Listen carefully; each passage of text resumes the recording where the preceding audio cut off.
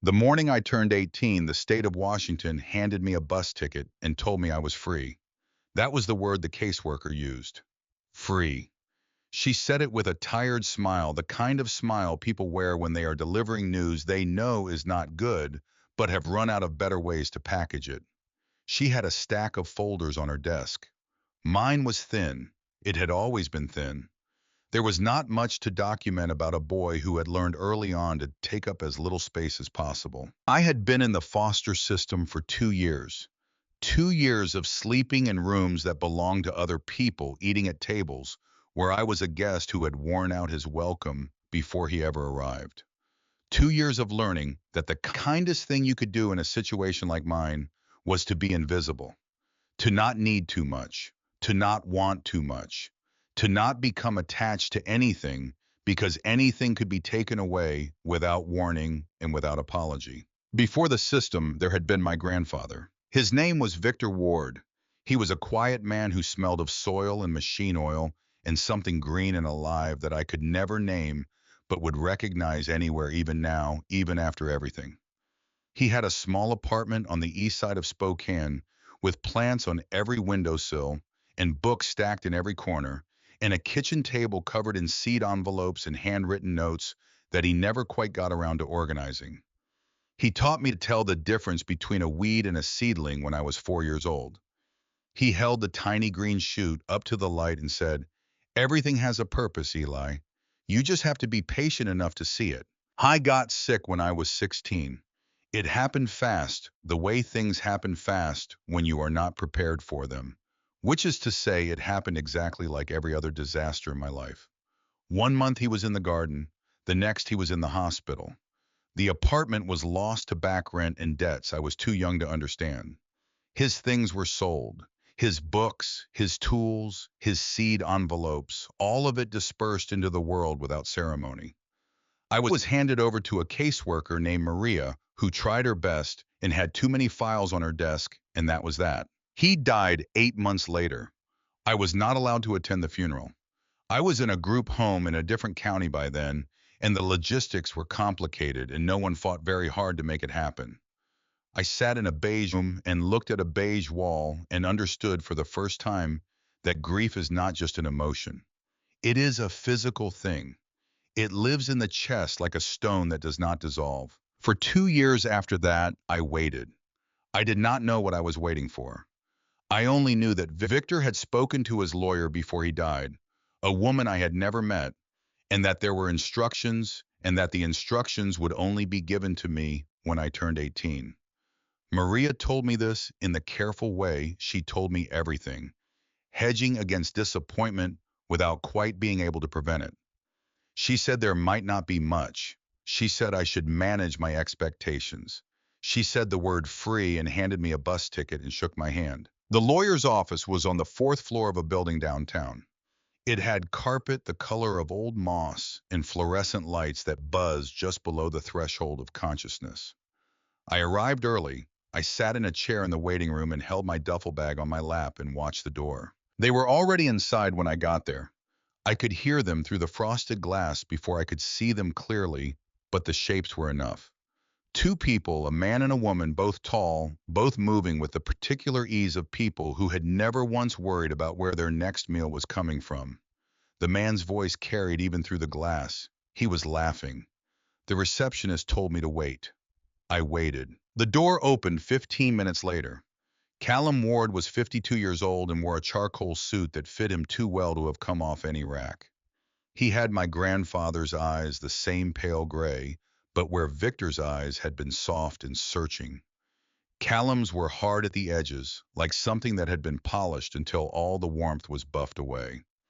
He was my grandfather's younger brother, and he had visited exactly twice in all the years I had known Victor, and both times he had left early and looked relieved to go. Priscilla Ward was standing just behind him.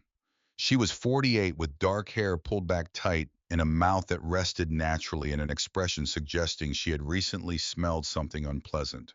She was carrying a leather portfolio and the air of someone who had come to collect what was owed. Callum looked at me for a moment. Just a moment.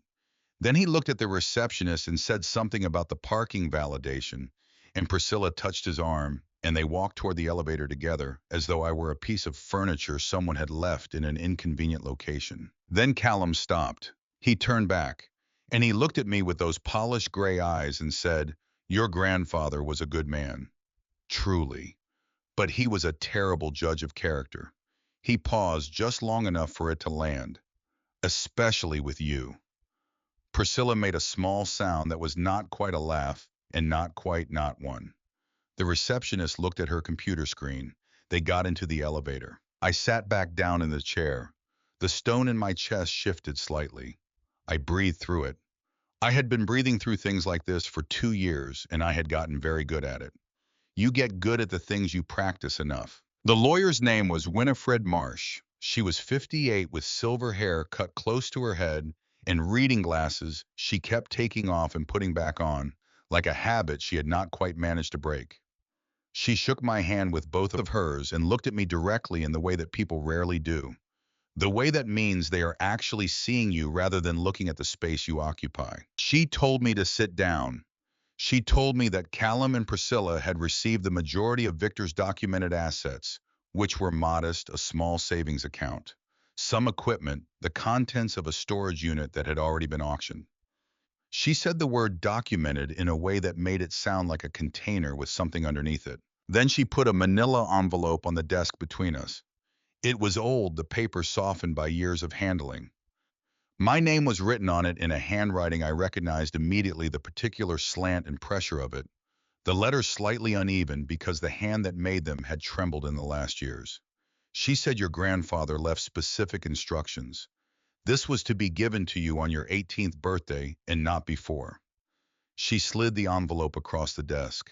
I picked it up. It was light. Whatever was inside it was not papers, not documents, not anything that looked from the outside like it could mean very much at all.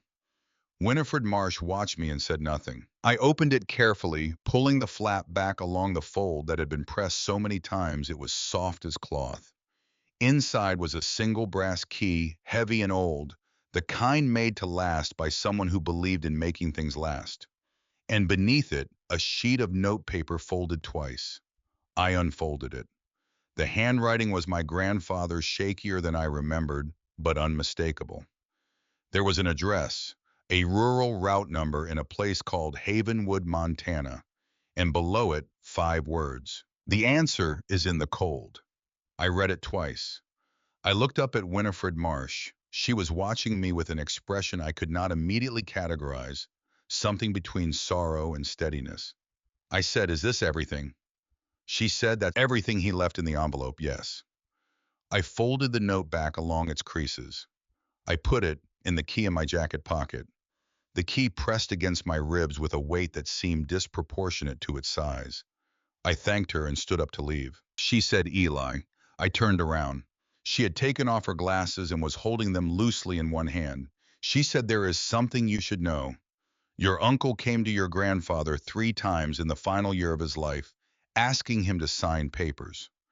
Papers that would have transferred ownership of a piece of land in Havenwood, Montana, to a trust Callum controlled." She paused. "Your grandfather refused all 3 times. He never explained to Callum why. He never explained to anyone." I stood in the doorway and let that settle. She said, "I don't know what's on that land, Eli. He didn't tell me either. But whatever it is, he went to considerable legal lengths to make sure no one could access it except you." I said, "What kind of lengths?" She said, "The land is held in a trust, structured in a way that makes it essentially untouchable until you exercise your rights as beneficiary. Even if someone filed a claim against it, the legal process would take years." He was very thorough. I said, "How long ago did he set this up?" She said, 14 years ago. I had been 4 years old. I had been sitting in his garden learning the difference between weeds and seedlings. He had been planning this for 14 years. I walked to the elevator and pressed the button and stood there while the light above the door counted down from 4. The lobby was marble and chrome and very cold. Outside, the street was gray with November. The trees stripped bare, the gutters full of wet leaves going soft. I pushed through the glass door and walked out into the cold and stood on the sidewalk and tried to understand what my grandfather had built. and why, and whether I was equal to it. The bus station was 6 blocks away. I had $112 in cash, a duffel bag with 3 changes of clothes, a worn paperback, and a brass key in my jacket pocket. I had a ticket on a bus heading north and east into the interior of the country, into a part of Montana that was mostly just elevation lines on a map. I had nothing else. I walked the 6 blocks and got on the bus and sat in a window seat near the back and pressed my forehead against the cold glass and watched Spokane dissolve behind me. The bus traveled northeast for most of the day. The city gave way to suburbs, and the suburbs gave way to farmland, and the farmland gave way to something emptier and wider, the land opening up in the way it does in the interior west, as though the earth is exhaling after being held too long in the grip of human arrangement. The sky grew enormous. The clouds moved fast and low. The highway unspooled ahead of us like a sentence without a period. I held the brass key in my palm most of the way. I was not sure why. It was not a comfort exactly. It was more like a fact, something solid and inarguable in a situation full of variables I could not control. The key existed. Victor had held it. He had pressed it into an envelope and written my name on the outside and left it in the custody of a lawyer with instructions tied to my 18th birthday. Those were things I could be certain of, and in the absence of much else, I held on to them. The other passengers were few and far between. An old man in a seed corn cap who stared at the window with the profound blankness of someone who had made this trip many times and stopped expecting it to be interesting. A young woman with a baby asleep in a carrier on her chest, who looked exhausted in the specific way that new mothers look exhausted, as though sleep is a country she once visited and can no longer find on any map. They were all moving towards something or away from something. That is all any of us are ever doing on a bus at the end of a November day. I pulled out my grandfather's note and read it again. Just the 5 words and the address. I did not need more than that to occupy my mind for the rest of the ride. The answer is in the cold.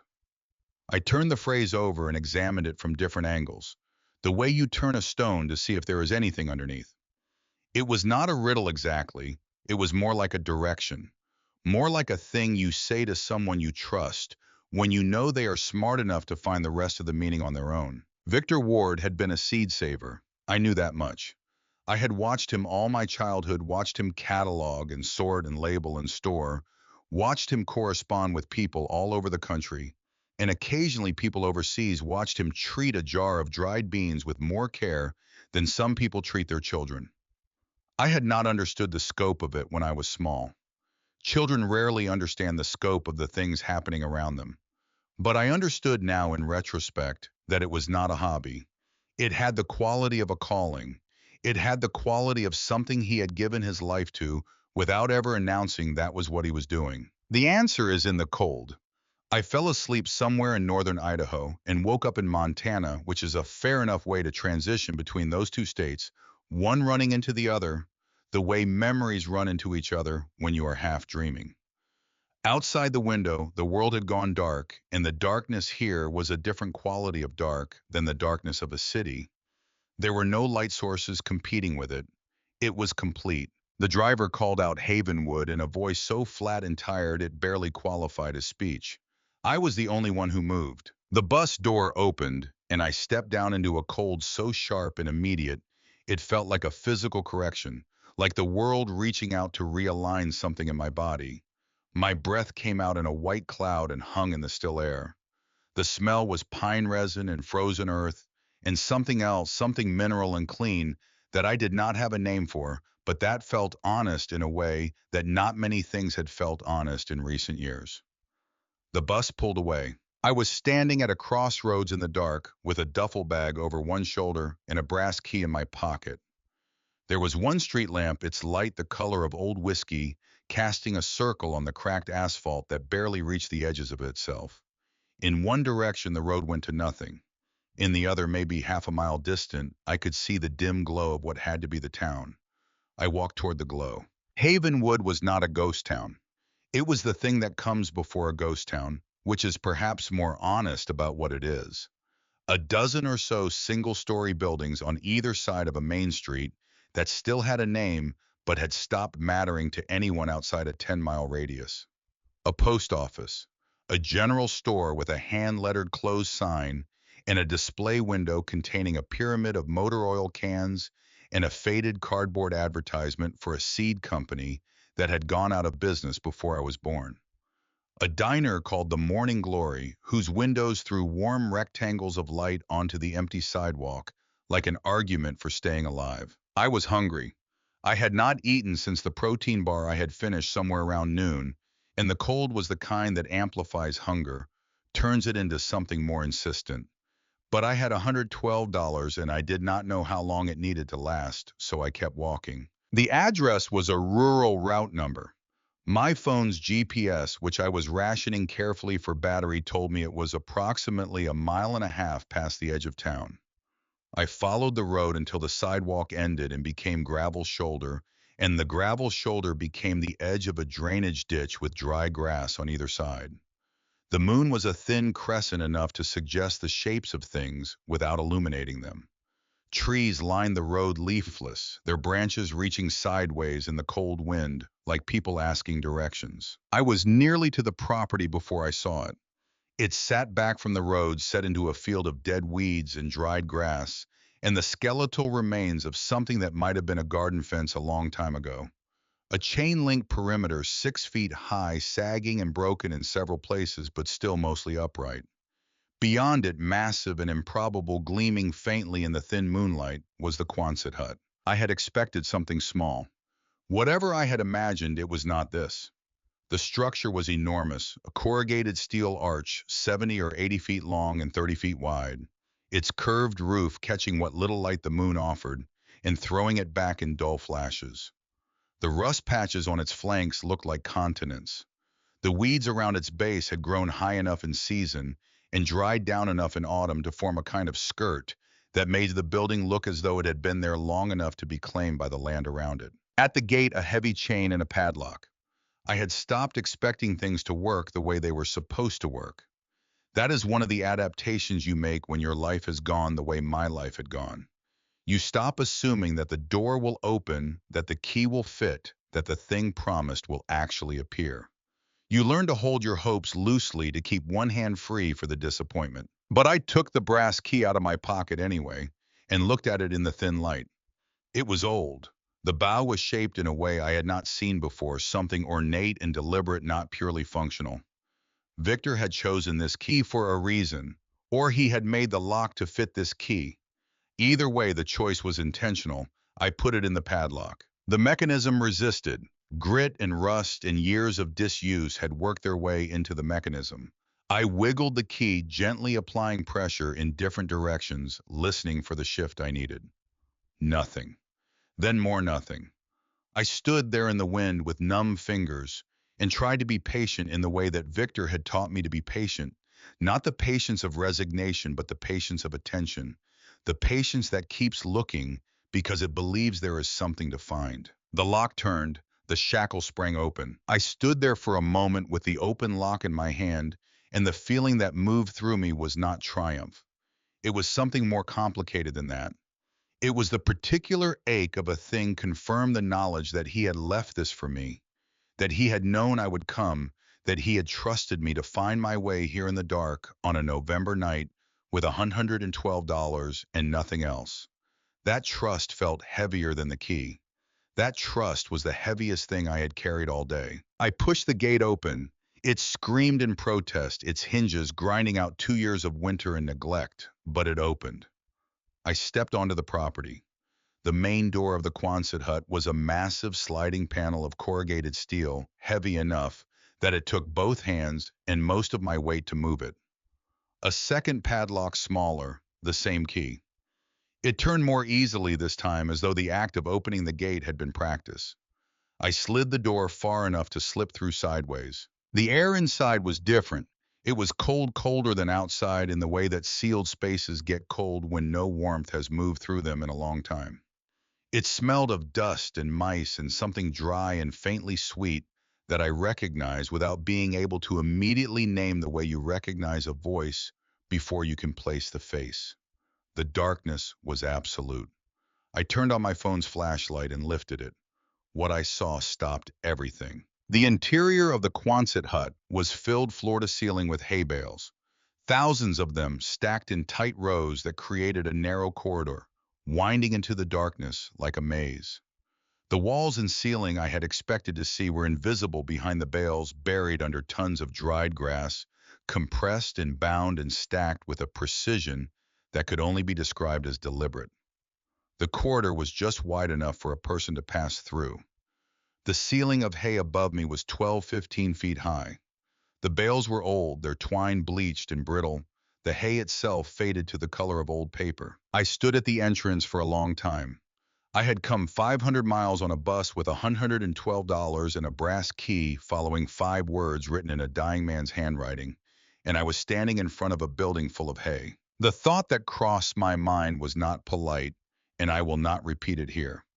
But beneath it, underneath the exhaustion and the hunger and the cold, and the very reasonable frustration of a person who has been through a great deal and arrived somewhere that appeared to be nowhere, there was something else, something small and stubborn that had been with me my whole life and had never quite let me take the easy out. Victor Ward had not been a foolish man.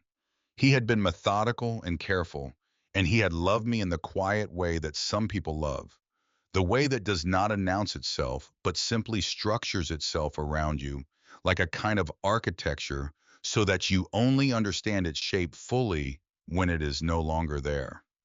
He had planned this for 14 years. Whatever was in this building, it was not nothing, and I had come too far to find out what nothing looked like from the inside. I stepped into the corridor. The hay walls muffled everything. My footsteps, my breathing, the distant sound of wind outside. The silence was not empty. It had texture and weight, the silence of a place that has been waiting. My flashlight carved a cone of light through the dusty air, and I followed it deeper into the maze, turning left and then right and then left again. The path deliberate and winding in a way that had clearly been designed by someone who knew exactly where they were going and wanted to make certain no casual visitor could follow. I passed deeper and deeper into the belly of the building. The cold was settling into my bones now. My fingers were going stiff around the phone. The hay on either side of me rose in walls that blocked any sense of direction. I could have been anywhere. I could have been nowhere. Then the corridor opened. It opened into a small, clear space at the geometric center of the hut, maybe 10 feet across. The hay walls around it were solid and straight built, with the precision of someone who understood the structural properties of compressed grass. In this small room, a cot with a thin mattress and a folded wool blanket, a wooden crate serving as a side table, a bare bulb hanging from a wire overhead, and at the foot of the cot, a large dark green metal footlocker army surplus, the kind built to survive things that most things do not survive. I dropped my duffel bag. The sound it made was swallowed immediately by the hay. I sat on the edge of the cot. The blanket was clean. Someone had washed it. Someone had folded it with care. Someone had prepared this space for me, this small, bright pocket carved out of darkness and dried grass, and had hoped that I would find it. My throat tightened. I let it tighten. I did not fight it. I knelt in front of the footlocker. The lid was heavy. The hinges turned with a soft sound that in that silence seemed very loud. Inside on top was a manila envelope with my name written in Victor's handwriting. Beneath it, stacked in neat bundles, was money. I counted it without letting myself feel anything about it. $5,000, more money than I had ever seen assembled in one place. I could take it and leave. That thought was there, and I let it be there. It was a real thought about a real option. I could take the money and walk out of the maze and close the hut door and lock the gate and hitchhike to the nearest city and begin a different life. A life without labyrinths made of hay and cryptic notes and the weight of whatever obligation was about to be placed on my shoulders by a dead man I loved more than anyone I had ever known. I picked up the envelope instead. It was thick. I pulled back the flap and drew out the pages inside. Yellow legal paper, both sides 20 pages, filled front and back with my grandfather's handwriting. The letters varied in size and confidence across the pages, the handwriting of a man transcribing something over many sessions, sometimes steady and sometimes not, over a period that had to have been months or years. My dearest Eli. That was how it began. Two words and then my name, and I had to stop and press the heel of my hand against my eyes for a moment before I could go on. The cold did not matter. The hunger did not matter. There was only the page and the light from my phone and the words he had left waiting for me in this impossible room. He wrote, "If you are reading this, it means you have turned 18. It means you kept a promise you did not fully understand. And it means I am gone, which is a fact I have had time to make my peace with, and which I hope will not prevent you from reading to the end." He wrote about his work. He had been a seed saver for 40 years, he wrote, but that phrase does not capture what it actually was. What it was this: for 4 decades he had traveled to the places where the industrial food system had not yet fully arrived, or had arrived and retreated. And in those places he had found farmers growing varieties of food crops that existed nowhere else on earth. Beans that came in colors that had no names in English. Corn that had adapted itself over centuries to specific elevations and rainfall patterns. Tomatoes that would not survive transport but tasted like the reason the word tomato existed. He had collected seeds from all of these plants, thousands of varieties documented and cataloged and stored, with the rigor of an archivist and the devotion of someone who understood exactly what was at stake. He wrote, "What is at stake is the future." Not in the abstract way people talk about the future when they mean next quarter or next decade. The future in the sense that humanity's ability to feed itself depends on genetic diversity in its food crops, and that diversity is disappearing faster than anyone in a position to do something about it is willing to acknowledge. The varieties I have collected are irreplaceable. Many of them exist only in this collection and nowhere else on Earth. If they are lost permanently and completely the way a language is lost when its last speaker dies. He wrote about a company called Vantagen AgriCorp, a corporation specializing in agricultural biotechnology, the kind of company that patents seed traits and licenses them to farmers and has a legal department larger than most universities and an interest in biodiversity that begins and ends with what it can be monetized into. They had learned about his collection. He did not know how in the early years. Later, he had his suspicions, which he would come to. They had sent representatives to meet with him. They had offered to purchase the collection. He had refused. They had offered more. He had refused again. They had suggested that his collection, stored as it was in a residential apartment without proper climate control, was in danger of degrading, and that they could provide the facilities and resources to preserve it properly. He had still refused. Then they changed their approach. He wrote, "They are very good at this. They found a set of loans I had taken out years earlier during a medical emergency. The terms were not favorable, but they were what was available at the time. They acquired those loans through a series of shell companies I did not know were connected to them. They began manufacturing defaults, adjusting records, creating paper trails that did not accurately reflect what I had actually paid and when.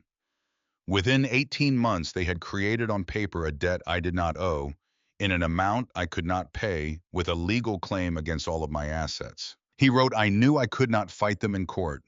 They have armies of lawyers. I had a seed saver's income and a public defender. There was no version of that battle I could win. So I chose not to fight the battle they had set up for me. I chose to let them think they had won." He wrote, "I sold everything of conventional value. I let them take what they thought they were taking. I let the apartment go. I let Callum believe that there was nothing left worth having. I became on paper a man who had lost everything, which is the best disguise available to a man who has hidden everything." I read that sentence twice. Then I read it a third time. He wrote, "The land in Havenwood I purchased 22 years ago. I put it in a trust structured by Winifred Marsh specifically to survive legal assault. The collection I moved there 8 years ago, piece by piece, during a period when I told everyone I was taking a long drive through the rural Northwest for my health, which was not entirely untrue. The Quonset hut was already on the property. I built the interior you are sitting in with my own hands over 3 winters, working alone. The refrigeration system is designed to run on the diesel generator in the shed behind the building. The cold is what preserves the seeds. The hay is insulation and camouflage and a test. Anyone who found the building would see hay and conclude it was a storage unit for feed and walk away. Anyone who found the building and kept going is someone who was supposed to find what is at the end. He wrote, "You are sitting in the heart of a machine, Eli, but the machine is dormant. To activate it, you need to run the generator. To run the generator efficiently, you need the temperature outside to drop below -20 Fahrenheit. Montana in winter will provide this. When that cold arrives, the refrigeration system can use the outside air to maintain the internal temperature of the vault with minimal fuel consumption. This is how it was designed. This is what the note means. The answer is in the cold." He wrote, "There is a small shed behind the building. Inside the shed is the generator. I have left detailed instructions for starting and maintaining it. I have also left fuel, but you will need more. There is cash in the footlocker for supplies. Use it carefully." He wrote, "I know this is a great deal to ask. You are 18 years old, and you have already carried more than an 18-year-old should have to carry. I am sorry for that. I am sorry for leaving you in the circumstances I left you in. I am sorry I could not find a way to fight this that did not require you to be part of it." He wrote, "But here is what I believe, and I need you to hear it.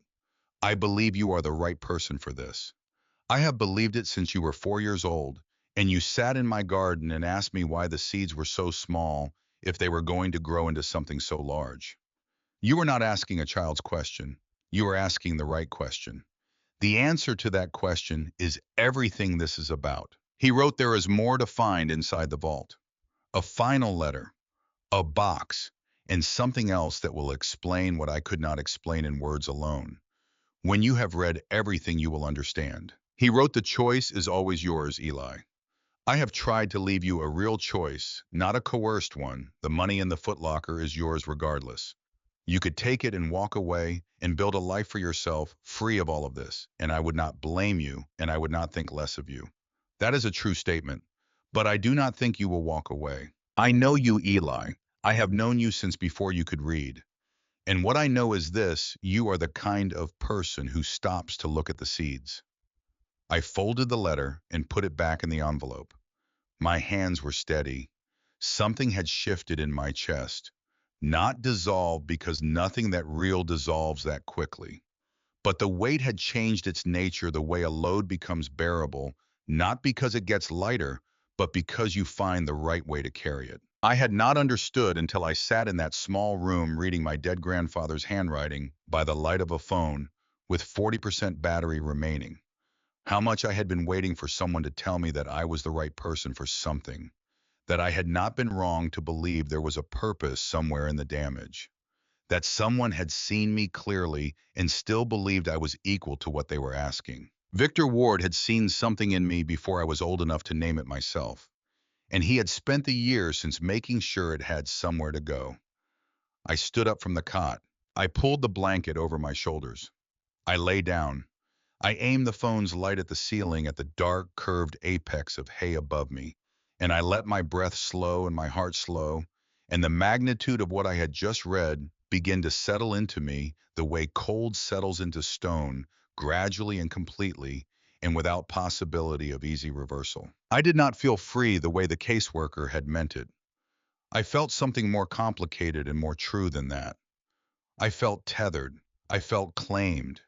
I felt the specific weight of being known by someone who is no longer there to know you, which is both the loneliest feeling in the world and one of the most fortifying. I had a brass key. I had $5,000. I had 20 pages of instructions from the most careful man I had ever known.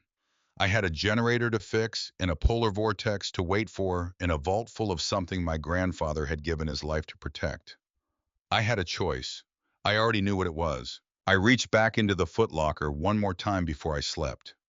Beneath the main envelope, tucked into the far corner beneath the bundled cash, was a second piece of paper, smaller, folded just twice. I had almost missed it.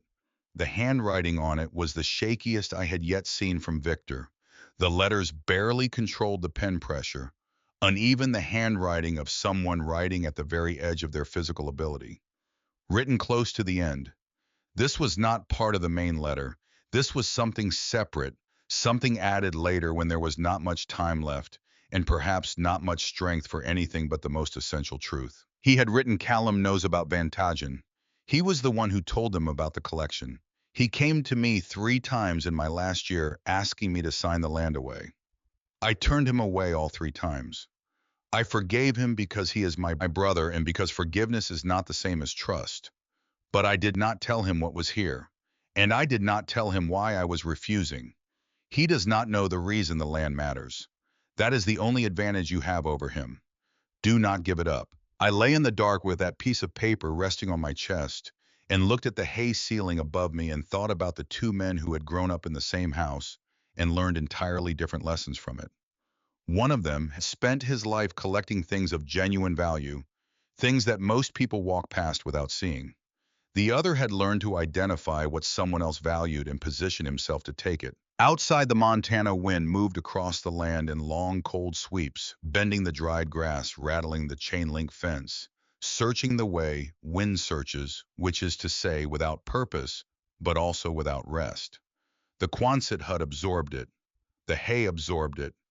In the small room at the center of everything, there was only stillness. I closed my eyes. When morning came, I would begin. I woke before the sun. The darkness inside the hay room was absolute and total. The kind of darkness that has no gradient to it, no suggestion of light somewhere beyond it. For a moment, I did not know where I was. That moment lasted longer than it should have, because for 2 years I had woken in rooms that were not mine. And the first seconds of consciousness had always been a process of reorientation, of assembling the facts of my current location from whatever sensory information was available. Beige walls, institutional mattress, the particular smell of a group home in the morning. Then I heard the wind against the corrugated steel, and I remembered everything. I sat up on the cot and turned on my headlamp, which I had bought along with my other supplies from the general store on my first full day in Havenwood. The room was exactly as I had left it. The footlocker, the wooden crate, the bare bulb overhead dark, waiting for power that had not yet arrived. My duffel bag against the wall. The envelope with my grandfather's letter tucked beneath the thin mattress, where I had put it before I slept, not for any practical reason, but because I wanted it close. I dressed in every layer I owned, which was not enough layers for what I was about to walk into, but it was what I had. I ate a can of soup cold sitting on the edge of the cot, spooning it out with the plastic utensil I had thought to buy alongside the cans. It tasted like salt and tin, and it was the best thing I had eaten in 2 days. The body does not require beauty, it requires fuel, and I was learning to be efficient about the distinction. Then I reread the generator instructions. Victor had written them in the same careful handwriting as the letter, but the tone was different. Precise. Technical. The handwriting of a man who had learned to document things for someone who would need to execute them without him present. He had drawn diagrams on separate sheets of paper, cross-sections of the generator's fuel system labeled arrows indicating the sequence of steps. Drain the old oil first. Clean the fuel lines with the brush stored in the red toolbox. Check the glow plugs. Prime the fuel pump before any attempt to start. He had anticipated failure.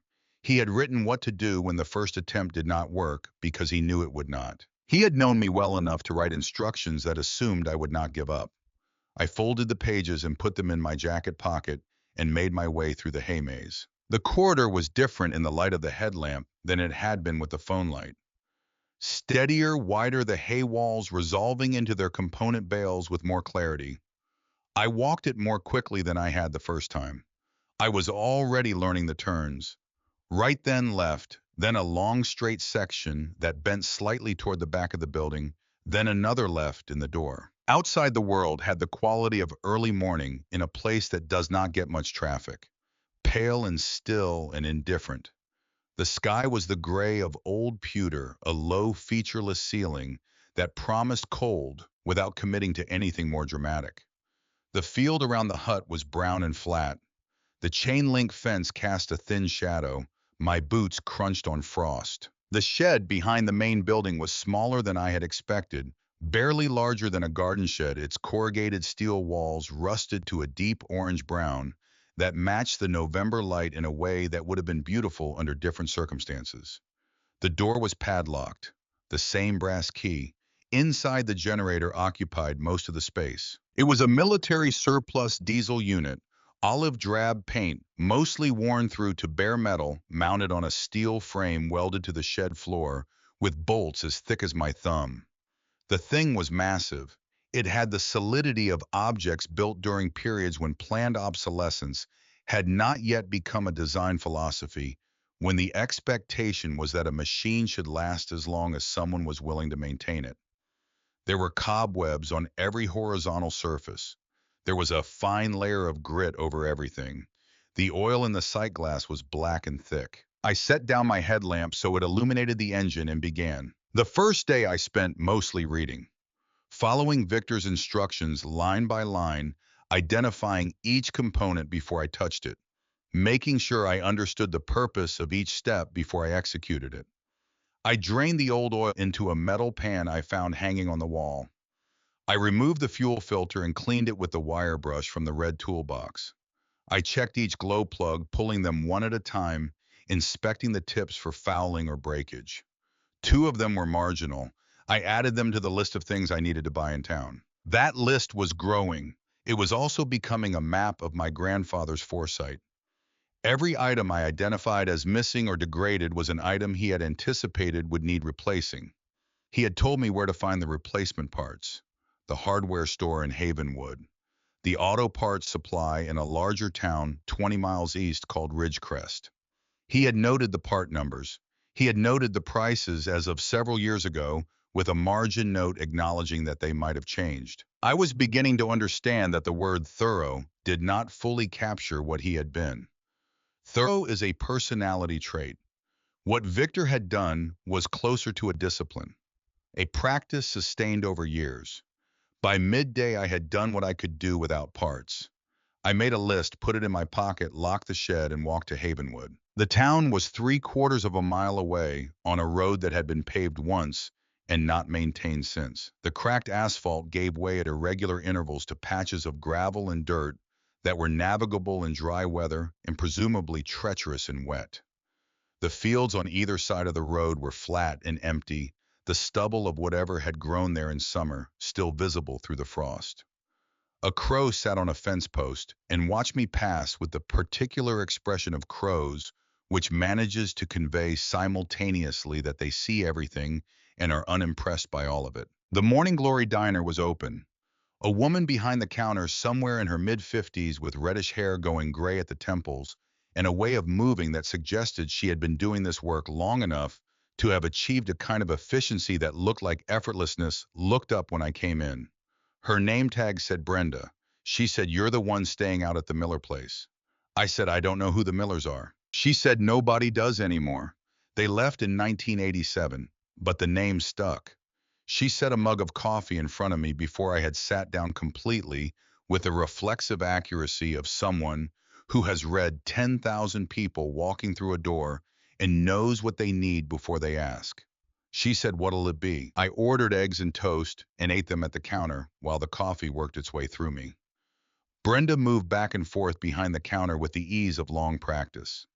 There were two other people in the diner, both old men sitting at separate tables, both reading newspapers, both with the settled quality of people who had been coming to this particular place at this particular time for decades and had no intention of altering the arrangement. I liked the diner immediately.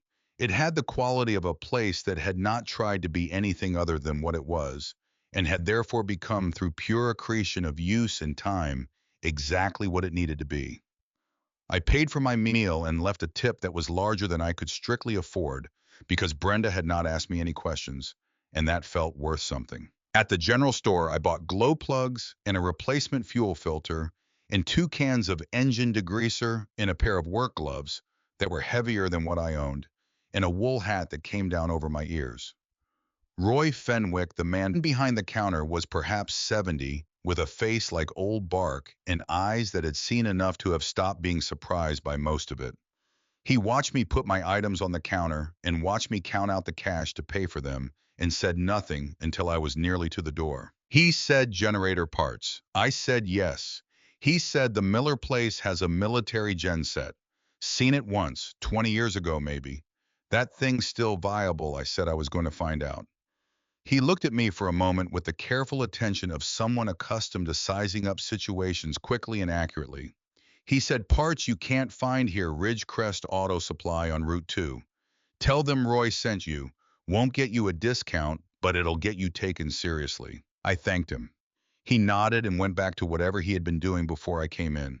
It was the most efficient act of generosity I had encountered in recent memory. I walked back to the hut in the early afternoon, the cold settling in as the thin sun moved toward the horizon, the sky going from pale gray to something darker and more purposeful.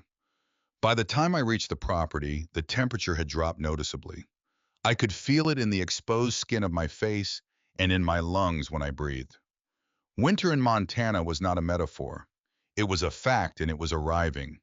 The next 2 weeks had a rhythm to them. I woke early. I ate from the stock of canned goods I had organized on the wooden crate. I worked on the generator through the morning and into the afternoon. I walked to town in the late afternoon for whatever I needed, and sometimes for the coffee at the Morning Glory in the reliable silence of Brenda's professional courtesy. I returned to the hut before dark. I lay on the cot and read my grandfather's instructions by headlamp until I could recite them from memory. I slept. The generator came apart and came back together.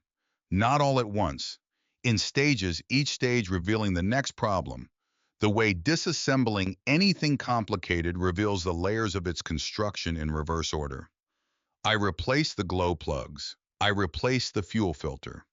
I cleaned the injectors with a patience that surprised me, working each one with the wire brush in the degreaser until the small ports were clear. I flushed the cooling system. I changed the oil. My hands changed during this period. I had always had the hands of someone who had not done much physical work, which is not a criticism. It was simply the truth of my history. Thin-skinned and unaccustomed. Now they were developing calluses in the places where the tools pressed. They were usually dirty in a way that did not fully come clean, no matter how thoroughly I washed them. A cut on my right index finger from a sharp edge of the fuel line bracket healed to a small scar that was barely visible, but that I could feel when I ran my thumb across it. I was acquiring the hands of someone who did things. Victor had written about this in the letter. Not the hands specifically, but the principle. He had written about how his own understanding of the seeds had changed when he began to grow them rather than merely collect them. There is a knowledge that lives only in the hands he had written. You cannot acquire it by reading about it. You can only acquire it by doing. I am giving you the opportunity to acquire it. I thought about that often while I worked. The doing and the knowing being the same thing. The way the generator was teaching me its own language in the process of being restored. On the 9th day, Winifred Marsh came back. I heard the pickup truck on the gravel road before I saw it, and I came out of the shed to find her climbing down from the cab with a leather briefcase and an expression that was professionally neutral in the way that things are professionally neutral when there is news inside them that requires careful management. She was wearing a heavy canvas coat and boots that looked like they had been to worse places than this. She looked around the property, taking in the changes.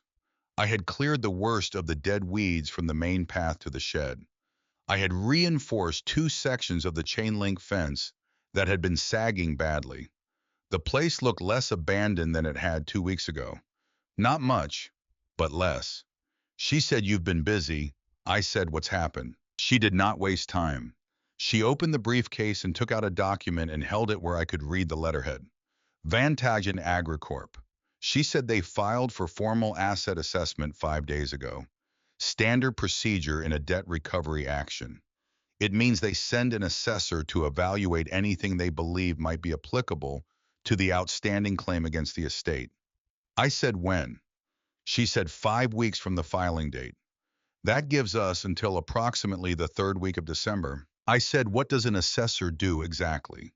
She said they walk the property, they document what's there, they estimate market value. In a case like this, they are specifically looking for assets that were not disclosed during the original proceedings. She paused. If they find something of significant value on this property that was not accounted for, it becomes part of the legal dispute and subject to seizure pending resolution. I looked at the Quonset hut, at the enormous rusted arch of it sitting in the dead field. From the outside, it looked like exactly what Callum had called it at the lawyer's office.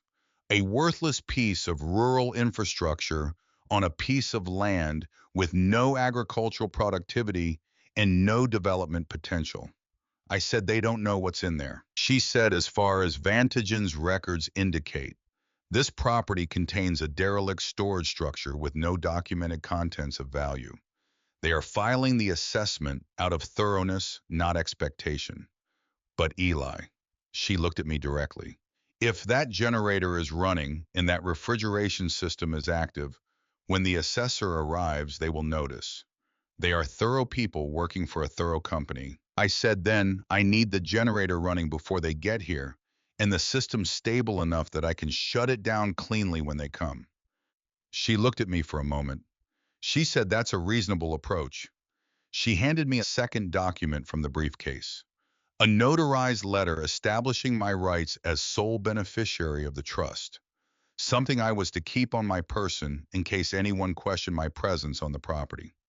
She also handed me an envelope. Inside was a prepaid debit card. She said your grandfather established a small fund with me to cover operating expenses, fuel, food, legal costs.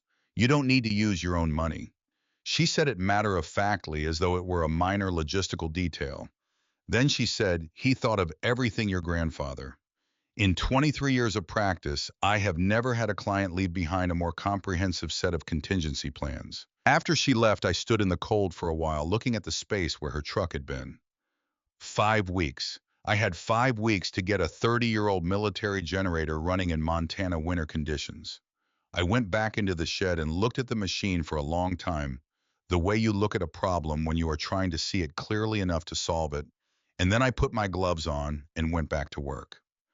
3 days later, Callum and Priscilla came to Havenwood. I saw the rental car first. It was a dark blue sedan late model, conspicuously clean on a road that was mostly mud and gravel by that point in November.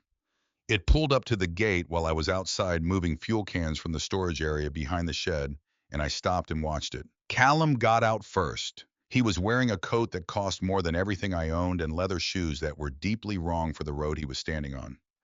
He looked at the hut and then at me with an expression that was arranged into something approximating warmth, the way a stage set is arranged to approximate a room. Priscilla got out of the passenger side. She was carrying her leather portfolio. She always seemed to be carrying a leather portfolio, as though she needed documentation nearby at all times, in case anyone questioned her right to be wherever she was. Callum opened his arms slightly, a gesture that suggested an embrace without committing to one. He said, Eli, I'm glad we found you. I've been worried. I put down the fuel can I was carrying. I said, how did you know I was here? He said, the lawyer, Winifred Marsh, mentioned you'd come out to see the property. He said it casually, as though this were the obvious answer, as though there were no reason for me to examine it further. I looked at Priscilla. She had the expression of someone waiting for a performance to reach the part they came to see. I had not understood until that moment that the portfolio she carried was not personal organization. It was professional equipment. She had the measuring attention of someone conducting an evaluation, not the soft distraction of a woman on a family errand. I filed that observation away and let nothing show on my face. Callum said, listen, I know we got off on the wrong foot at the lawyer's office.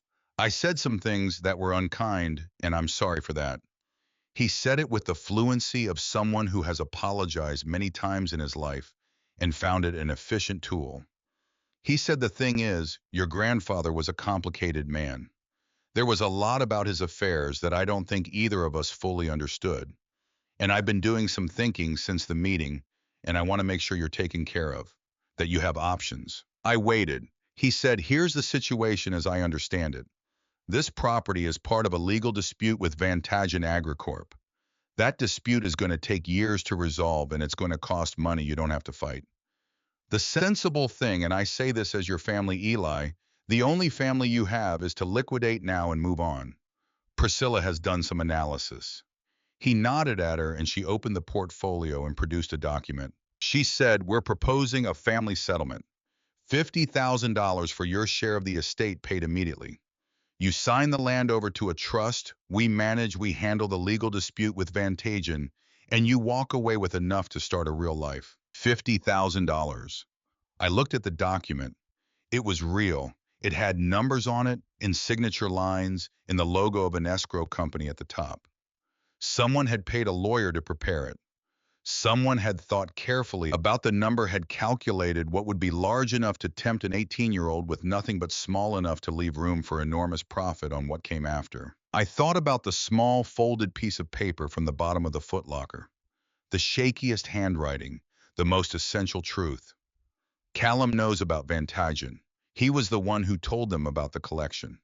That is the only advantage you have over him. Do not give it up. I looked at Callum, at his leather shoes on the gravel road, at the careful warmth of his expression, assembled for my benefit like a display in a window. I said, "I'm not interested." Callum's expression held. He said, "Eli, I understand you feel a loyalty to your grandfather's wishes. That's admirable. But you need to think practically here. You're 18 years old, you're living in a metal building with no utilities in November in Montana. What exactly is your plan?" I said, "I'm working on it." He said, "With what? You have a few $1,000s and a bus ticket's worth of options. This is real money, Eli. $50,000. That's college, that's an apartment, that's a future." I said, "I appreciate you driving out here." Callum said, "Eli." I said, "I'm not going to sign anything." I picked up the fuel can.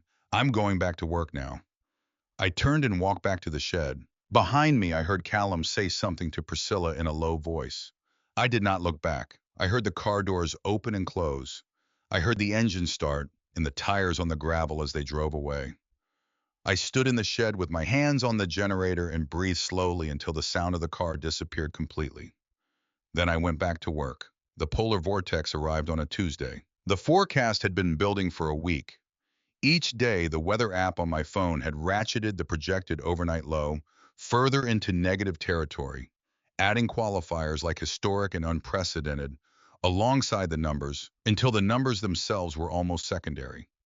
The National Weather Service issued a warning, then a watch, then an advisory that used the phrase life-threatening cold 3 times in the first paragraph. I had spent the final days before it arrived making the hut as prepared as I could make it. I had acquired additional fuel for the generator, 4 5-gallon diesel cans that I carried 2 miles from the gas station in Ridgecrest on 2 separate trips, because that was what was available. I had stuffed loose hay into every gap I could find in the Quonset hut's walls. I had reinforced the connection between the generator's electrical output and the building's internal wiring, checking each junction against Victor's diagram until I was certain the circuit was clean.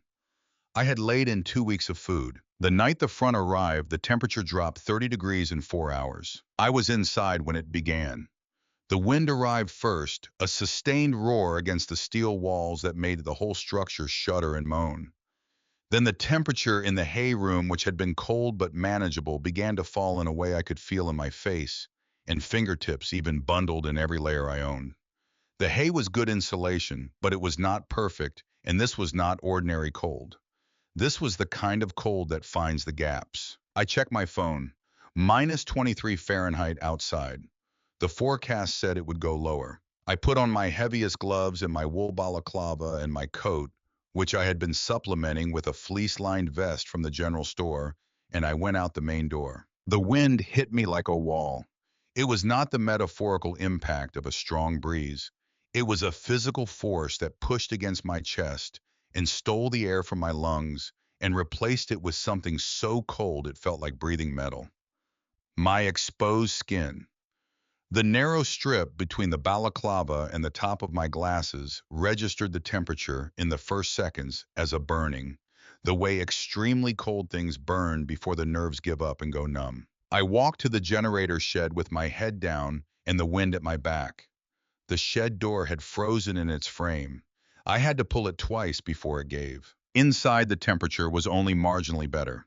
The generator sat in the beam of my headlamp exactly as I had left it, restored and prepared and waiting. I had primed the fuel line the previous evening following Victor's pre-start procedure. I checked the choke position, confirmed the fuel valve was open, confirmed the decompression lever was in the correct position. I grabbed the pull cord. The resistance was immediate and absolute. The engine was cold in a way that engines in Montana winters get cold, the oil viscous as honey, the internal tolerances tightened by thermal contraction. I pulled. The cord traveled its full length and snapped back. Nothing. Not even a cough. I reset the choke. I pulled again.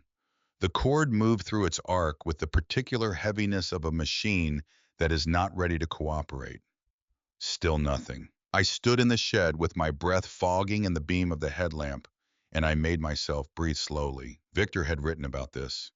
He had written the first pull in extreme cold will rarely succeed. This is not a sign of failure. This is a sign that the machine is cold and requires patience. What is required is not more force, but more preparation. He had described a method of warming the air intake with a heat source before attempting to start a small propane torch directed briefly at the air intake housing to raise the temperature of the air entering the cylinder just enough to improve combustion conditions. I had bought a small propane torch at the hardware store for exactly this purpose, following his instructions. I applied the torch to the intake housing for 30 seconds. I let it sit. I checked the fuel prime one more time. I adjusted the choke a half position richer. I pulled. The engine turned, didn't catch. Turned again, a heavy mechanical reluctance. And then something happened in the cylinder that was not quite ignition, but was close enough to keep me pulling. I pulled again immediately before it could lose whatever it had just found. The engine caught. It ran rough for the first 30 seconds, shuddering and missing the exhaust coming out in irregular black puffs. I held my breath. I watched the oil pressure gauge climb from nothing to the operating range Victor had marked in red pen on the dial. The engine smoothed. The exhaust cleared. The sound settled from a rough clatter to a steady, massive, deeply satisfying roar that I could feel in my sternum. I stood in the shed and listened to it run. Then I went inside. The electrical system came to life as I threw the main breaker. The bare bulb in my small room flickered, steadied, glowed. The refrigeration compressor above the freezer door began to hum a sound I had not heard before, mechanical and consistent and full of intention.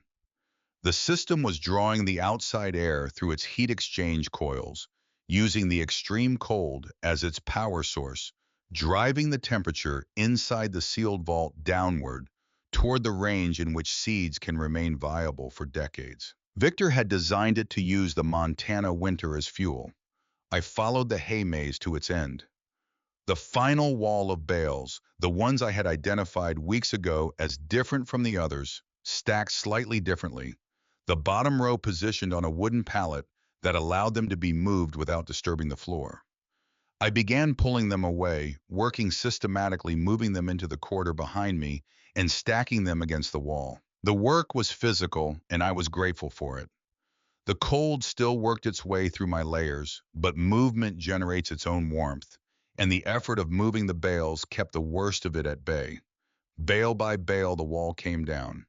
And there it was, a door, industrial, stainless steel frame, foam core insulated panel, commercial grade vapor seal around the entire perimeter. The kind of door you find in the back of a restaurant kitchen or a medical research facility. Flush with the interior wall of the Quonset hut, invisible behind the hay, built to a standard that had nothing to do with the apparent purpose of the structure around it. A heavy-duty lever latch on the right side, the kind that compresses the seal when you push it down. I put my hand on the latch. The cold of it came through my glove immediately. I took a breath, then I pushed the lever down and pulled. The seal resisted. 2 years of temperature cycling had bonded it to the frame, the rubber gasket doing its job so thoroughly that breaking the seal required force. I braced my boots against the floor and pulled with both hands, and my full body weight and felt the resistance give all at once, the seal releasing with a long, sucking exhalation that sounded like something exhaling after holding its breath for a very long time. The door swung toward me and a cloud of cold, dry air rolled out and enveloped me completely. I stepped inside. The room was 10 feet by 10 feet. The walls were stainless steel. The floor was sealed concrete. The ceiling was insulated panel, the same as the door. And on 3 walls, floor to ceiling, were stainless steel shelves. On the shelves, organized with the precision of a library and the devotion of a cathedral, were hundreds of small sealed glass jars. Each jar had a label handwritten in my grandfather's small, careful script. Each label had a name, a date, a location of origin. I moved my headlamp slowly across the shelves. The light caught the glass and the seeds inside each variety, a slightly different size and color and shape. Beans and corn and tomatoes and squash and peppers and grains and things I had no immediate name for. Hundreds of jars, thousands of seeds. 40 years of traveling and collecting and cultivating and saving all of it here, all of it cold and still and waiting. In the center of the room, on a small metal table, was a wooden box. It was small, maybe 8 inches square, lacquered dark walnut, with a simple inlay pattern on the lid in a lighter wood. On top of it was an envelope with my name on it in handwriting. That was the shakiest I had seen from Victor, the handwriting of someone writing near the end of their ability to write. I picked up the envelope and opened it. A single sheet. He had written, "You did it, Eli. You are standing in the heart. What you are surrounded by is our family's contribution to the future of food on this planet. There are varieties on these shelves that no longer exist anywhere else on Earth. There are plants here that have not been grown in 50 years and whose genetic material is irreplaceable. This is not metaphor. This is literal and urgent truth." He had written, "Vantagen wants this collection because they understand its value better than almost anyone. They want to extract the genetic traits of these varieties, patent them, and build them into commercial hybrids that they will license to farmers globally." In their hands, this collection becomes a tool for corporate control of the food supply. In the right hands, it becomes something else entirely. I had written, "What you do with this now defines the rest of the story. I have done everything I can do from where I am. The rest belongs to you." He had written, "Open the box." I put the letter in my jacket pocket and lifted the lid of the wooden box. Inside, on a bed of dark felt, were 2 things.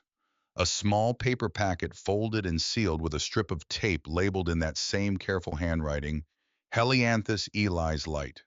A sunflower variety, named for me. Something he had developed himself and named for me. And beneath the packet, wrapped in a sealed plastic bag, a USB drive and a thick sheaf of papers folded into thirds. I picked up the drive and the papers and stood there in the cold vault with the seeds all around me, my breath making small clouds in the beam of my headlamp. And I understood that the box had a second bottom. I sat down on the cold concrete floor, which was not comfortable, and I unwrapped the plastic bag with fingers that had gone clumsy with cold, and I unfolded the papers. The first page was a cover sheet in Victor's handwriting. He had written, "6 years, everything you need." Behind the cover sheet were emails, printed out, annotated in the margins in Victor's hand. "Internal communications from Vantagen AgriCorp." I did not immediately understand how he had obtained them, but as I read further, the picture clarified. He had contacts, a former colleague who had gone to work for Vantagen and grown disillusioned, and had over the course of several years forwarded documentation at significant personal risk. The emails detailed the strategy to acquire Victor's collection. They named the lawyers. They named the financial instruments used to manufacture the debt. They named the shell companies. And on a page near the middle of the stack, there was a contract.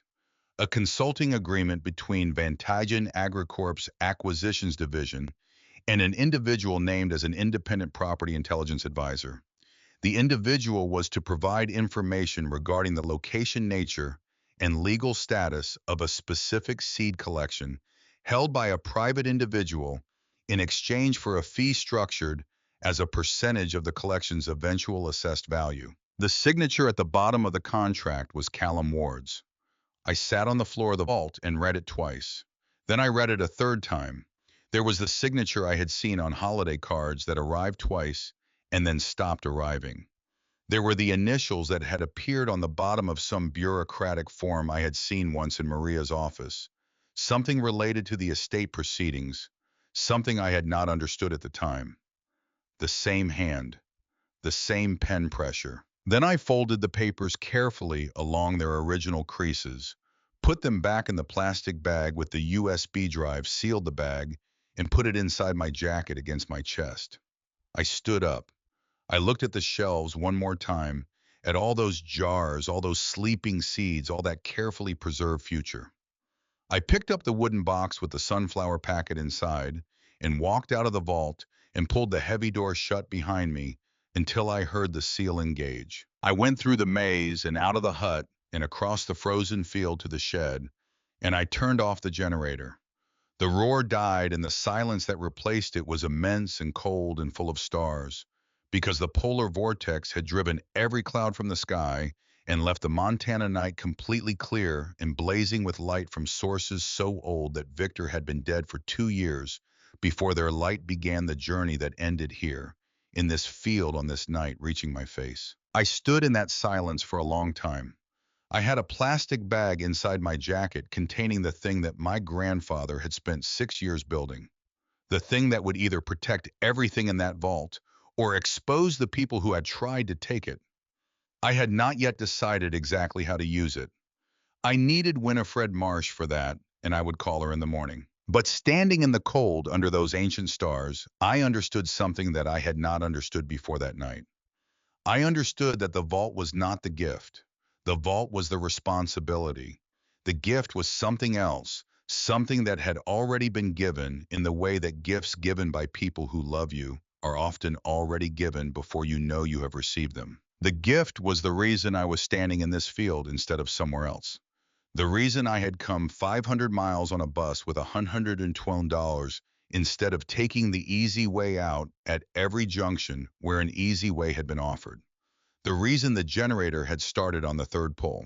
Victor had told Winifred Marsh that he was leaving me a choice, but what he had actually left me was the knowledge that I was someone who would make the right one. He had been building that knowledge in me since I was 4 years old in a garden in Spokane, holding up a seedling to the light. I went back inside. I lay down on the cot and pulled the wool blanket over me and held the wooden box against my chest. The sunflower seeds in the sealed vault, and the 6 years of evidence, and the roar of the generator that was now silent but still present as a fact, a thing accomplished, a machine restored and tested and proven. Outside, the temperature continued to fall. The Montana winter did what it had come to do, which was to strip everything down to what was real and essential and capable of surviving. I was still there. Winifred Marsh arrived the following morning before I had finished my first cup of coffee. I heard her truck on the gravel road while I was still in the hay room, sitting on the cot with the wooden box in my lap, in the plastic bag on the wooden crate beside me where I had placed it the night before, after deciding I could not sleep with it inside my jacket any longer. The generator was off. The vault was sealed and cold and silent behind its wall of hay. Outside, the polar vortex had eased slightly, the temperature climbing from its lowest point back into the merely brutal range of single digits above zero. The sky was white and flat and absolute. I went out to meet her. She was already at the gate when I got there, pulling her canvas coat tighter against the wind. She looked at my face when I opened the gate, and whatever she saw there made her stop walking. She said, "What did you find?" I said, "Come inside." We sat in the small hay room, she on the wooden crate, and I on the cot, and I gave her the plastic bag. She put on her reading glasses and went through the papers slowly and completely, page by page, the way lawyers read things, which is to say, without expression, processing the content into a separate compartment from the reaction to it. She read every annotation Victor had made in the margins. She examined the contract with Callum's signature for a long time. She inserted the USB drive into her laptop, which she had brought in the briefcase, and reviewed the files on it. It took 40 minutes. When she was finished, she took off her glasses and held them in her hand and looked at the hay wall opposite her for a moment. Then she said, "Your grandfather didn't just build a seed bank, Eli. He built a trap, and he spent the last 6 years of his life making sure it was airtight. I said, is it enough? She said the contract alone is enough to open a federal investigation. Callum's signature on a consulting agreement with a company actively engaged in fraudulent debt construction constitutes participation in a conspiracy to commit wire fraud at minimum. Combined with the internal emails, the shell company documentation, the annotated payment records. She paused. Yes, it is enough. I said, what do we do with it? She said carefully, we handle it very carefully and in the correct sequence. She began to explain. The primary concern, she said, was the vault. The evidence was valuable, but its value was contingent on the vault remaining intact and undisturbed. If Van Tygen learned that the evidence existed before it was in the hands of federal authorities, they would accelerate the asset assessment, potentially seek emergency injunctive relief, and do everything in their legal power to complicate access to the property. The sequence mattered. The evidence had to reach the FBI before Van Tygen knew it existed. She would handle the submission. She had contacts in the Seattle field office from her years in corporate litigation, people who would understand the significance of what they were receiving. She would package the documentation with a detailed legal brief explaining the connection to Van Tygen's ongoing asset claim, the fraudulent debt construction, and the existence of the seed collection as the underlying asset being targeted. The second concern was Callum. Once the FBI received the documentation, Callum would eventually be contacted. Before that happened, she wanted the property's legal status reinforced with a formal filing in the Montana District Court establishing my uncontested rights as beneficiary. A procedural move, she said, but an important one. A matter of building the wall higher before the wind picked up. She said the assessment is still scheduled. We let it proceed. The assessor will see a derelict storage structure containing hay. We will have the vault sealed and the generator inactive during the visit. There is nothing in the county property records indicating the existence of a refrigeration system because Victor never pulled a permit for it, which was technically a violation, but which now works in our favor. I said, and after the assessment. She said, after the assessment, assuming they find nothing of note. Van Tygen's legal claim weakens considerably. A derelict property with no assets of value is not worth the cost of continued litigation, particularly if they are simultaneously facing a federal investigation into their conduct. These things have a way of causing corporations to reassess their priorities. She paused. She said, I want to be clear about something, Eli. This is not guaranteed. Van Tygen has significant resources, and they will not surrender this quietly. There will be pressure. There will possibly be attempts to circumvent the legal process. We need to be prepared for that. I said, what kind of attempts? She looked at me over her glasses with the steady directness that I had come to recognize as her version of emphasis. She said the kind that look like reasonable offers and are not. She stood up and put the papers back in the plastic bag and put the bag in her briefcase. She said, I'm going to drive to Missoula today and begin the filing process. I'll be in contact. She looked at me one more time at the door of the hay room. She said he was right about you. Then she went back through the maze. I listened to her truck start and drive away on the gravel road. Then I sat on the cot and looked at the wooden box on the bed beside me. The waiting had its own texture now. It was not the waiting I had known in the group homes, the passive waiting of someone with no leverage and no map. This was different. This was the waiting of someone who had done the preparation and set the thing in motion and now had to trust the motion. The machinery was running.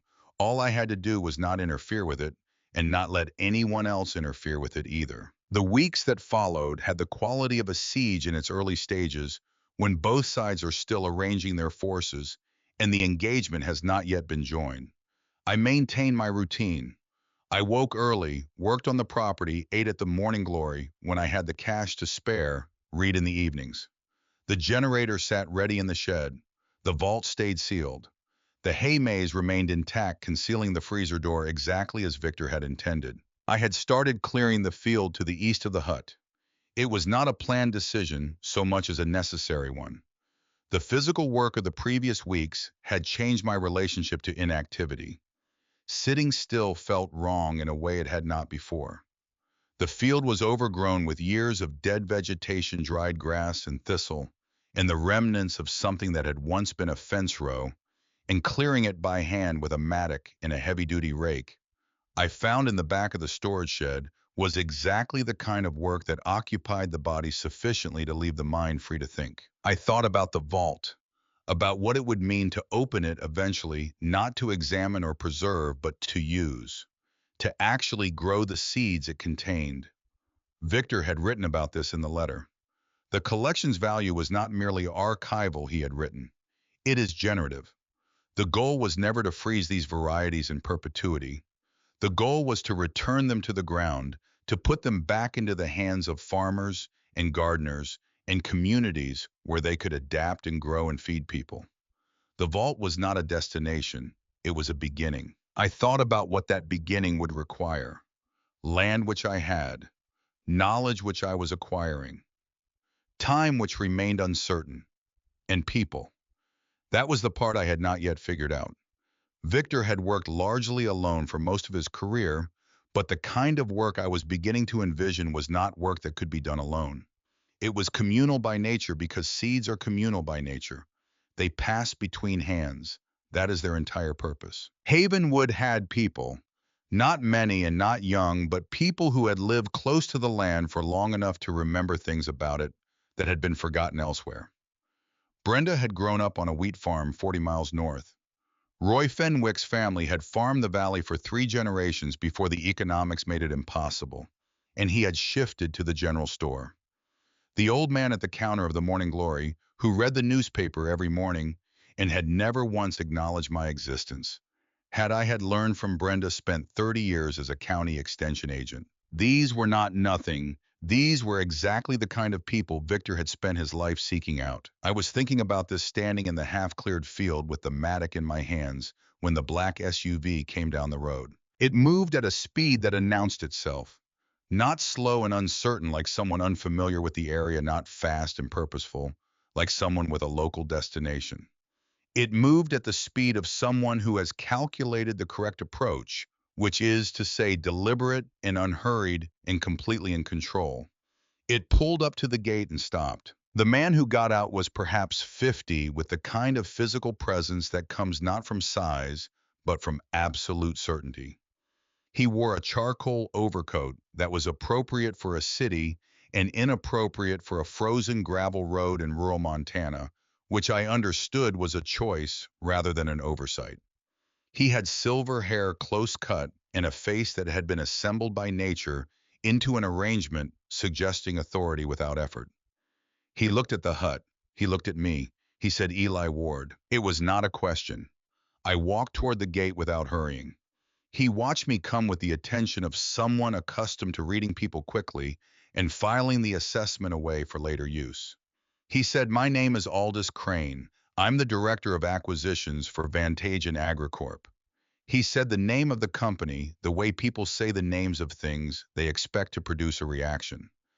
I opened the gate and stood in it, not inviting him in, not closing it against him, just standing. He said, "I appreciate you seeing me." I said, "I haven't seen you yet. You're standing outside a gate." Something moved in his expression that was too controlled to be amusement, but was adjacent to it. He said, "Fair enough." He put his hands in his coat pockets and looked past me at the Quonset hut. He said, "I'll be straightforward with you. We are in a legal dispute over this property and the assets associated with your grandfather's estate. That dispute is going to be long and expensive, and I think we both know how it ends." He paused, letting the implication settle. He said, "I've been authorized to make you a final offer before this goes further." I said, "What kind of offer?" He said, $5 million, paid within 30 days of signing. Full resolution of the outstanding debt claim, which means you walk away with the entire amount, nothing held back. He said it in the tone of someone accustomed to offering amounts of money that end conversations. $5 million. I let the number exist for a moment. I let it be real and specific and attached to all the things it could mean. An apartment anywhere in the country. College without debt. A life organized around choice rather than constraint.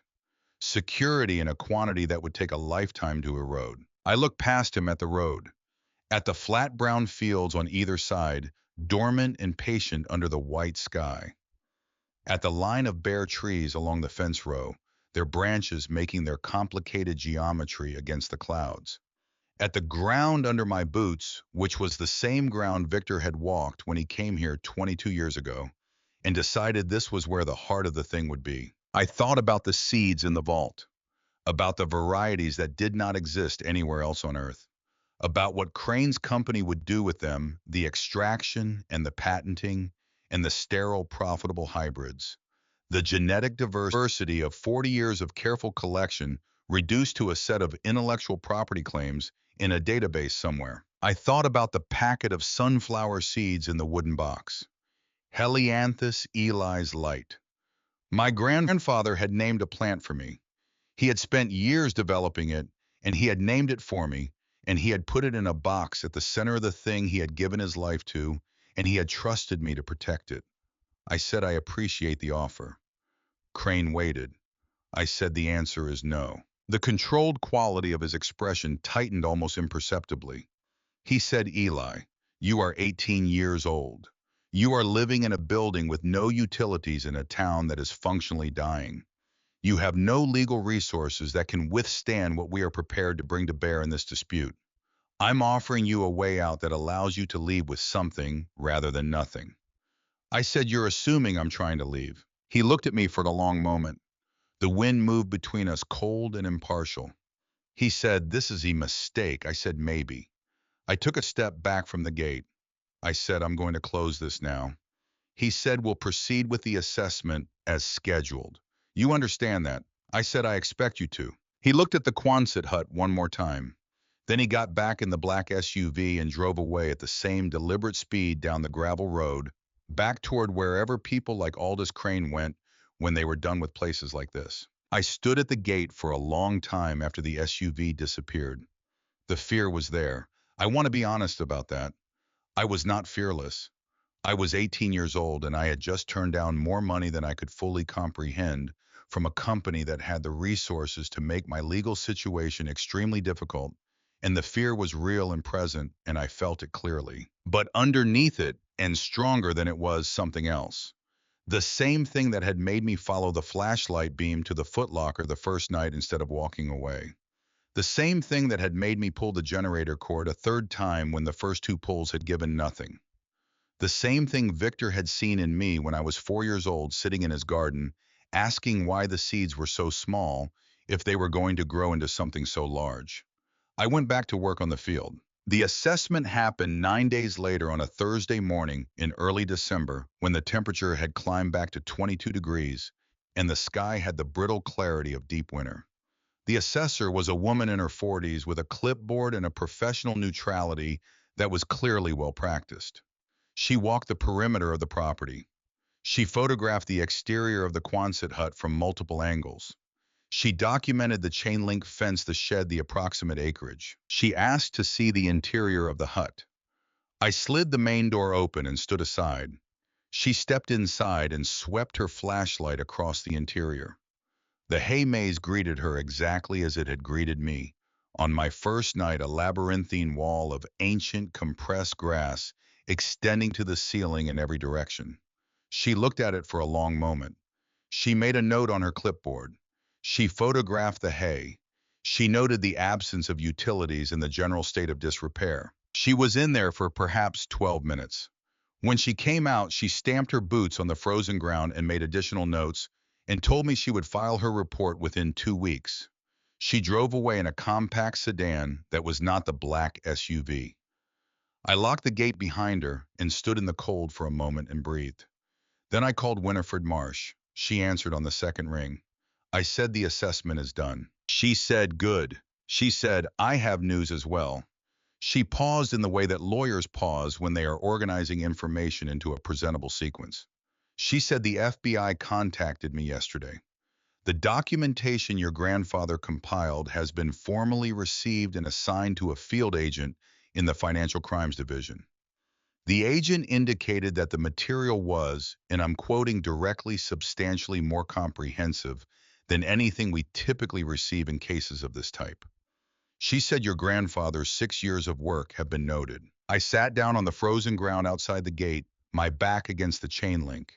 The cold came through my jeans immediately, but I did not move. I said, what happens next? She said the investigation proceeds on its own timeline. We don't control that. What we can control is our position in the civil dispute, which is strengthening. I filed the formal beneficiary claim last week, and the Montana District Court accepted it without challenge. Van Tagen's lawyers filed a response, but it was procedural. She paused. And Eli, there is something else. I waited. She said Callum has been contacted by the FBI. I received notification this morning. He is not under arrest. He has been asked to provide documentation related to his consulting relationship with Van Tagen AgriCorp. His lawyer filed an immediate response indicating he would cooperate. She said cooperate in a tone that suggested she found the word optimistic. I sat against the fence and looked up at the winter sky, white and infinite and entirely indifferent to the particular human complications happening beneath it. I said, how long does all of this take? She said, in my experience, federal investigations of this type take between 8 and 14 months before any formal action. Civil proceedings run parallel and are somewhat faster. She said, I want to be honest with you about the timeline. This will not be resolved quickly. I said, I know. She said, are you all right out there? I said, yes. She said, I'll be in contact when there's more to report. She paused. One more thing. A colleague of mine, a professor of agricultural science at the University of Montana, has expressed interest in consulting on the classification and documentation of the seed collection. Professionally, without compensation. He read about cases of this type, and when I described the collection to him in general terms, he was quite interested. She said it carefully, making clear it was information and not a directive. I said, give me some time to think about that. She said, of course, and ended the call. I stood up and brushed the frozen dirt from my jeans and walked back to the hut. That night was the longest I had spent on the cot, with genuinely nothing immediately pressing to do. The generator work was done. The field clearing was as far along as it could go in winter. The documentation was in the hands of people who knew what to do with it. The legal machinery was in motion and would proceed at its own institutional pace, regardless of anything I did or did not do. I lay on the cot with the wooden box on the crate beside me, and I opened it and took out the sunflower packet. Helianthus Eli's Light. The label was written in pencil, the letters precise and small. I did not open the packet. I turned it over in my hands, feeling the slight weight of the seeds inside, the rustle of them shifting against the paper. A sunflower variety that did not exist anywhere else. A plant Victor had spent years selecting and breeding for specific traits, whose development I had not known about, whose existence I had not known about, that bore my name. I thought about what it would take to grow it. The timeline was wrong for this winter. Seeds wanted spring. They wanted soil temperatures above 50 degrees and consistent moisture, and days long enough to drive photosynthesis through the early stages of growth. Spring was months away, but months away was not never. Months away was in the context of everything else that was in motion soon. I put the packet back in the box and put the box under the cot and closed my eyes. I dreamed of the garden in the Spokane apartment, the narrow balcony with the railing full of terracotta pots, each one containing something green and purposeful. My grandfather's hands, soil dark and steady, holding a seedling up to the morning light. The night that Callum came, I was not asleep. It was 3 weeks after the assessment, in the gap between Winifred's last update and the next one in the deep, quiet middle of December, when Havenwood had gone fully dormant under 8 inches of new snow, and the road to the property was a white crease in a white field, and the stars above the Montana sky were so numerous and so bright they seemed structural rather than decorative. I was lying on the cot reading by headlamp a soil science textbook from the stack Winifred had brought out on her last visit, working my way through a chapter on cation exchange capacity that was demanding but rewarding in the specific way that useful knowledge is rewarding when I heard the sound. It was not the wind. The wind on this property had a specific signature I had learned over 7 weeks, the way it found the gaps in the chain link and made a low resonant tone, the way it moved around the curved flank of the Quonset hut in a different register than it moved across the flat ground. What I heard was not that. It was the gate. I turned off the headlamp. I lay still and listened. The gate had a sound when it moved, a particular grinding complaint from the hinges that I had not repaired because I had come to value it as an early warning system. The sound had been brief, a single compression, and released the sound of someone opening the gate carefully and not quite carefully enough. I did not move. I lay in the dark in the absolute silence of the hay room, my heart doing what hearts do in those moments, which is to say, it did its job loudly and without consulting me. I heard nothing further for perhaps 2 minutes.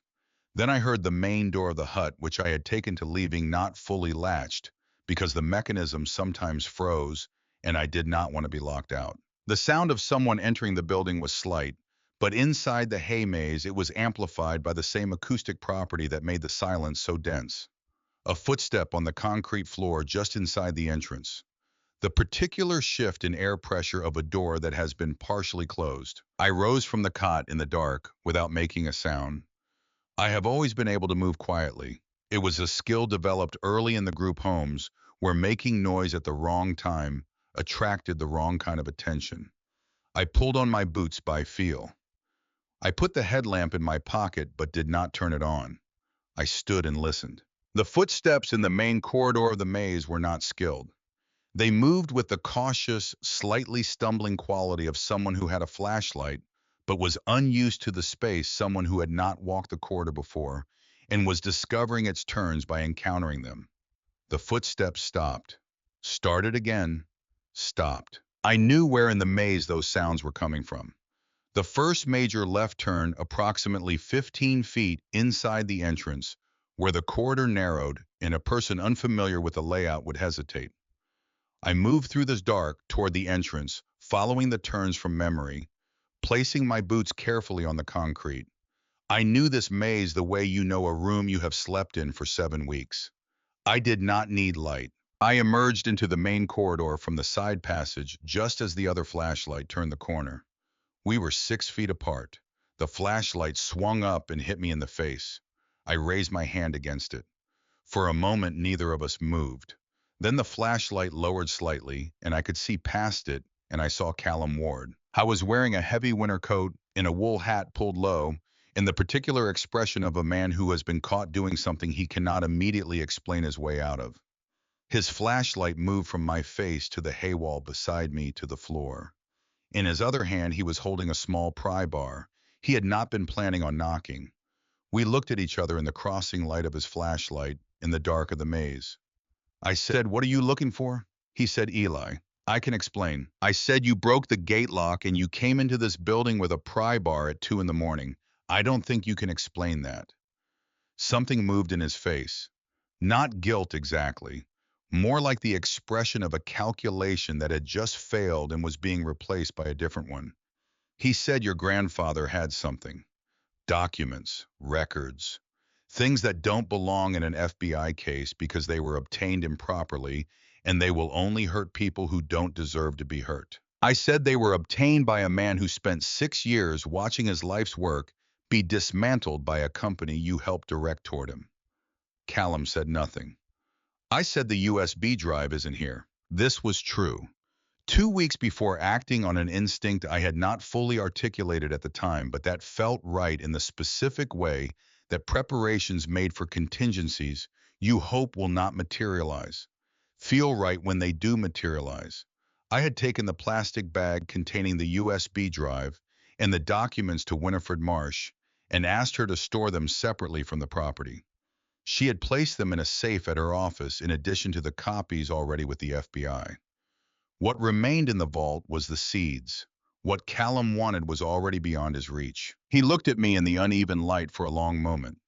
The calculation behind his eyes was working through this information. He said, "You don't understand what that evidence will do to me." I said, "I understand exactly what it will do." He said, "I have a family, a life. things that will be destroyed by this. He said it not as a plea, exactly more as a statement of fact being presented for consideration the way someone presents facts when they have run out of arguments. I looked at the man who had gone to my grandfather 3 times in his final year, asking him to sign away the most important thing he had ever built. The man who had sat at the lawyer's office in his charcoal suit and told me I was a testament to Victor's poor judgment. The man who had taken a corporate payment to point a company full of lawyers at an old botanist who smelled of soil and spoke quietly about the importance of small things. I said you should leave now. I'm going to call Winifred Marsh in a few minutes, and then I'm going to call the police about the gate lock. I said it without anger, which surprised me. The anger was there somewhere, but it was under something heavier and calmer. Something that felt more like the particular exhaustion that comes after a long storm, when the wind has stopped, and what is left is only the work of clearing. Callum stood in the corridor for a moment longer. He looked like he wanted to say something more, something that would change the shape of the situation. But there was nothing left that could do that, and I think he understood it at the same time I did. He turned and walked back through the maze toward the entrance. I followed at a distance and watched him go out through the main door and across the frozen field to a car I had not seen parked on the road beyond the broken gate. I watched the tail lights recede until they turned north on the main road and disappeared into the dark. Then I went inside and called Winifred Marsh from the cot in the hay room. She answered on the fourth ring, her voice alert in a way that said she had not been fully asleep. I told her what had happened. She said, "Are you all right?" I said, "Yes." She said, "I'll contact the sheriff's office and file formal trespass documentation. This goes in the federal file." She was quiet for a moment. She said, "He knows now that the evidence is beyond his reach." She said it as though she were confirming a calculation that had just resolved. I said, "What happens to him?" She said, "The FBI investigation is already in motion. Tonight's trespass adds a charge. The federal case is primarily about Van Tagen, but the consulting contract means he is materially implicated." She paused. "I want to be honest with you. He will likely face significant consequences. Loss of professional standing, at minimum personal financial liability from the civil suit, possibly criminal exposure depending on how the investigation develops." She said, "I know he is your family." I said, "He was my grandfather's brother. That's a different thing." She said, "Yes, it is." After I hung up, I lay on the cot in the dark for a long time without sleeping. I thought about Callum, and I thought about Victor, and I thought about the space between those two men who had grown up in the same house and learned entirely different lessons from it. I did not feel triumphant. I want to be accurate about this. What I felt was more like the particular quiet that arrives after something that has been building for a long time finally resolves. Not satisfaction exactly. Something quieter and more settled than that. The feeling of a long-held breath finally fully released. The investigation moved the way Winifred had said it would, which is to say at the pace of institutional process, which is not fast, but is in the end thorough. The FBI completed its preliminary review in February and opened a formal investigation into Van Tagen AgriCorp's acquisitions division in March. The filings were public record, and a reporter from an agricultural trade publication found them and wrote a piece that was picked up by 3 national outlets. The piece described the fraudulent debt scheme in enough detail to prompt 2 other former targets of similar Vantage and tactics to come forward with their own documentation. The story grew larger than any of us had anticipated. By April, Van Tagen's board had placed Aldous Crane on administrative leave. By May, the civil lawsuit brought by the coalition of affected farmers and scientists, which Winifred had joined as co-counsel, had been formally filed in federal court. The class action named 23 plaintiffs and sought damages that made the $5 million Crane had offered me on the gravel road seem like a rounding error in a much larger ledger. Callum pleaded to a reduced charge of wire fraud conspiracy in June, accepting a suspended sentence and a substantial fine in exchange for his full cooperation with the federal investigation. He lost his seat on the board of a regional real estate company and his membership in 2 professional organizations. The consulting arrangement with Van Tagen that had paid Priscilla a percentage-based fee was cited in the civil discovery as a conflict of interest that voided her professional licenses in 2 states. She filed for divorce before the summer was out and relocated before the proceedings concluded. What remained of what they had built together was sold in pieces over the following year to satisfy the civil judgment against them. I learned most of this from Winifred, delivered in the same careful factual manner she delivered everything. I received each piece of news in the hay room or in the field, or sometimes at the counter of the Morning Glory over coffee, and each time I tried to feel something proportionate to its significance, and found instead something quieter. Not satisfaction exactly, more like the feeling of a long-held breath being slowly released. Victor had designed this outcome. It had not happened by accident or luck. It had happened because a careful, patient man had believed that the truth, given enough time and the right structure, would do what it needed to do. The Vantagen asset claim against the property was formally withdrawn in late April as part of the legal settlement negotiations. Winifred filed the final documentation with the Montana District Court on the 1st of May, a Thursday, and called me that afternoon to tell me that the Ward property in Havenwood was mine, uncontested, permanent, and free. I was standing in the field when she called. I had been standing in the field because that morning, for the first time, I had run the generator not to test it, but to use it to bring the vault's refrigeration system into its operating parameters after the long winter shutdown.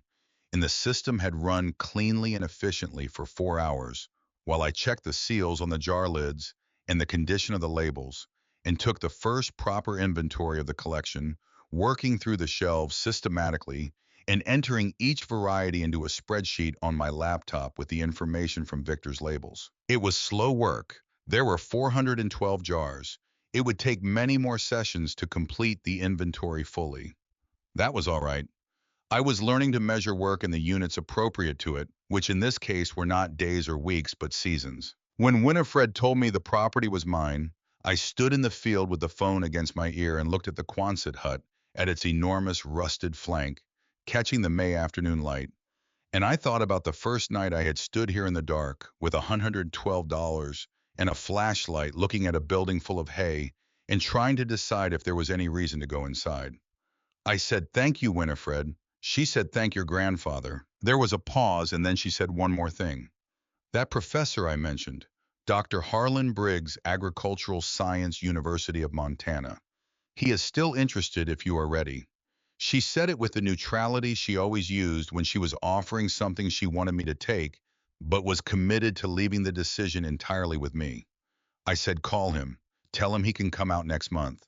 She said, "Good," and ended the call. Dr. Harlan Briggs arrived in June. He was 71 with white hair and large, careful hands, and the particular excitement of a scientist encountering something he had not expected to encounter in its entirety. He stood in the open vault and turned slowly, reading the labels, his flashlight moving across shelf after shelf in the focused, reverent way of someone who has spent a career searching for exactly what he is now looking at. He said, "Do you understand what this is?" I said, "I'm learning." He said, "There are varieties here that haven't been grown since the 1940s. He pulled a jar from the shelf and held it up to his light. A corn variety from a farming community in central Appalachia that had been displaced during the dam construction projects of the New Deal era. The community dispersed. The variety went with them and was thought to be gone. He put the jar back very gently as though it might break. He said, "It is not gone." We spent 2 days in the vault together. He asked questions, and I answered the ones I could, and he explained the ones I could not answer. And by the end of the second day, we had the beginning of a working relationship that was equal parts professional and educational. He asked questions like a scientist and explained things like a man who has spent decades trying to make the complicated clear to people who need it to be clear. He would return monthly through the summer, he said. He would bring graduate students in the fall. I told him about the nonprofit I was forming. He looked at me for a long moment with the quiet appraisal of someone recalibrating an expectation. Then he said, "What's it called?" I said, "The Ward Seed Sanctuary." He nodded slowly with a deliberateness that said the name had been considered and accepted. He said, "Your grandfather would have found that name satisfactory." I said, "I know." The town of Havenwood found out about the seed collection through the usual mechanism of small towns, which is to say, through Brenda, who had overheard enough of my conversations at the Morning Glory counter over the months to assemble the general outline of what was happening on the property formerly known as the Miller Place. She did not spread it as gossip. She spread it as local news, which in Havenwood was a different and more responsible category of information. Roy Fenwick came out to the property one afternoon in late June and stood at the gate without announcing himself and waited until I noticed him and walked over. He said, "I hear you're growing things." I said, "I'm planning to." He looked at the field I had cleared over the winter and the additional clearing I had done through the spring, approximately 3 acres now, rough and imperfect, but workable. He said, "My grandfather grew bloody butcher corn, been in the family 4 generations. Thought the seed was gone when he died and we couldn't find it." His expression did not change, but his voice had something in it that was the sound of a thing long set aside being carefully picked up again. A heaviness that had nothing to do with sadness and everything to do with the weight of time. I said, "Come inside." Took 40 minutes of searching the vault before we found it. A jar on the third shelf from the bottom of the west wall, labeled in Victor's handwriting, "Bloody Butcher Dent Corn Origin, Fenwick Family Havenwood, MT, collected 1987. Roy stood and looked at the jar for a very long time without speaking. His hands were at his sides. He was not a demonstrative man, but his stillness in that moment was the stillness of someone standing in front of something that matters. Then he said, "I'll be damned." I said, "Would you like to grow it?" He said yes. That was the beginning, not of the collection which had been building for 40 years, but of the collection's second life, the life that Victor had always intended for it, the life where it left the vault and went back into the ground and into the hands of the people whose families had grown it and who had not known it was still somewhere waiting for them. By the end of June, 4 families in the Havenwood area had been connected with varieties that had come originally from their own or their neighbors' farms, collected by Victor during his travels through the region 3 decades earlier, stored in the vault through all the years of litigation and corporate maneuver and cold, and now being returned to the soil they had come from. The Ward Seed Sanctuary's first formal program, a seed return initiative that identified local families with historic connections to specific varieties in the collection, grew from those 4 families to 11 by August. Brenda organized the first community seed swap in the parking lot of the Morning Glory on a Saturday in September. 14 people came, then 22. Then it was not a special event anymore, but a recurring gathering, something the town had discovered it had been missing without knowing what was missing. Havenwood did not transform overnight. That is not how places transform. It happened the way seeds happen, which is underground and invisible for a long time before anything is visible above the surface. But it was happening. You could feel it in small ways in the conversations that started at the counter of the Morning Glory and did not end when people left in the way. Roy Fenwick began to linger at the gate when he dropped things off, instead of driving away immediately, in the way the old extension agent, whose name turned out to be Douglas Halsey, started to come out to the property on Tuesday mornings and stand in the field and look at the ground in the specific way of someone who knows what good ground looks like and is deciding whether this ground qualifies. It did qualify. I had spent the winter learning why. I planted the sunflowers in May. I chose a section of the cleared field along the south fence line where the light was long and unobstructed, where Victor's soil science books told me drainage would be adequate and the microclimate would be favorable. I prepared the ground with the care he had described in his letters, working in compost from the pile I had been building since November, checking the pH with a kit from the general store, loosening the clay subsoil with a fork in the way that takes longer but does less damage to the structure of the earth beneath. I opened the packet labeled Helianthus Eli's Light. The seeds inside were not remarkable to look at. They were sunflower seeds, striated gray-black, the same size and shape as any other sunflower seeds. But they were not the same. They were the product of years of careful selection, of Victor choosing the strongest plants from each generation and saving their seeds and growing them again, selecting for specific traits across many cycles until a variety emerged that expressed those traits consistently. I did not know all the traits he had selected for. I would learn them by growing the plants. That was the point. That had always been the point. I planted 3 seeds to a hole 12 inches apart in rows, with 18 inches between them, following his planting instructions, which I had found in a supplementary note, tucked beneath the seed packet in the wooden box. He had thought to include planting instructions. Of course he had. I covered each hole and pressed the soil gently and stood up and looked at the row of small disturbances in the prepared earth. The feeling that came was not something I had felt often enough in my life to have a practiced word for. It was the feeling of having done a thing that will in time become something larger than the doing of it. The feeling of cause that has not yet become effect, but that you trust will become effect because you have prepared the ground and the ground is ready. They germinated in 8 days. First, the cotyledons, small paired leaves pushing up through the soil with the absolute confidence of things that have done this many times before, in many different forms, and know exactly what they are doing. Then the first true leaves, serrated and slightly rough to the touch, reaching toward the light, with the specific directedness that sunflowers are known for, that quality of orientation that makes them seem not merely to grow, but to choose. Then the stalk, thickening the leaves, multiplying the whole plant, going vertical with a velocity that astonished me even though I had read about it and expected it. By July, they were taller than my waist. By August, they had overtopped me and kept going. The flower heads opened in late August, facing east in the mornings and tracking the sun through the day in the way that young sunflowers do. The way that had always seemed to me less like a botanical mechanism and more like an argument, a daily renewed declaration that light is worth turning toward regardless of where you started. The flowers were large, the petals a yellow so saturated it seemed to generate its own luminosity in a way that made the late afternoon light feel cooperative rather than merely present.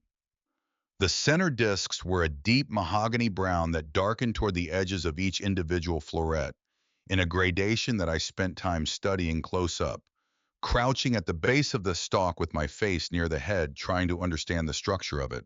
They were extraordinary. I stood at the edge of the row one morning in early September, in the particular slant of September light that makes everything in Montana look like it has been considered and found worthwhile, and I looked at what I had grown. They were taller than I was by nearly 2 feet.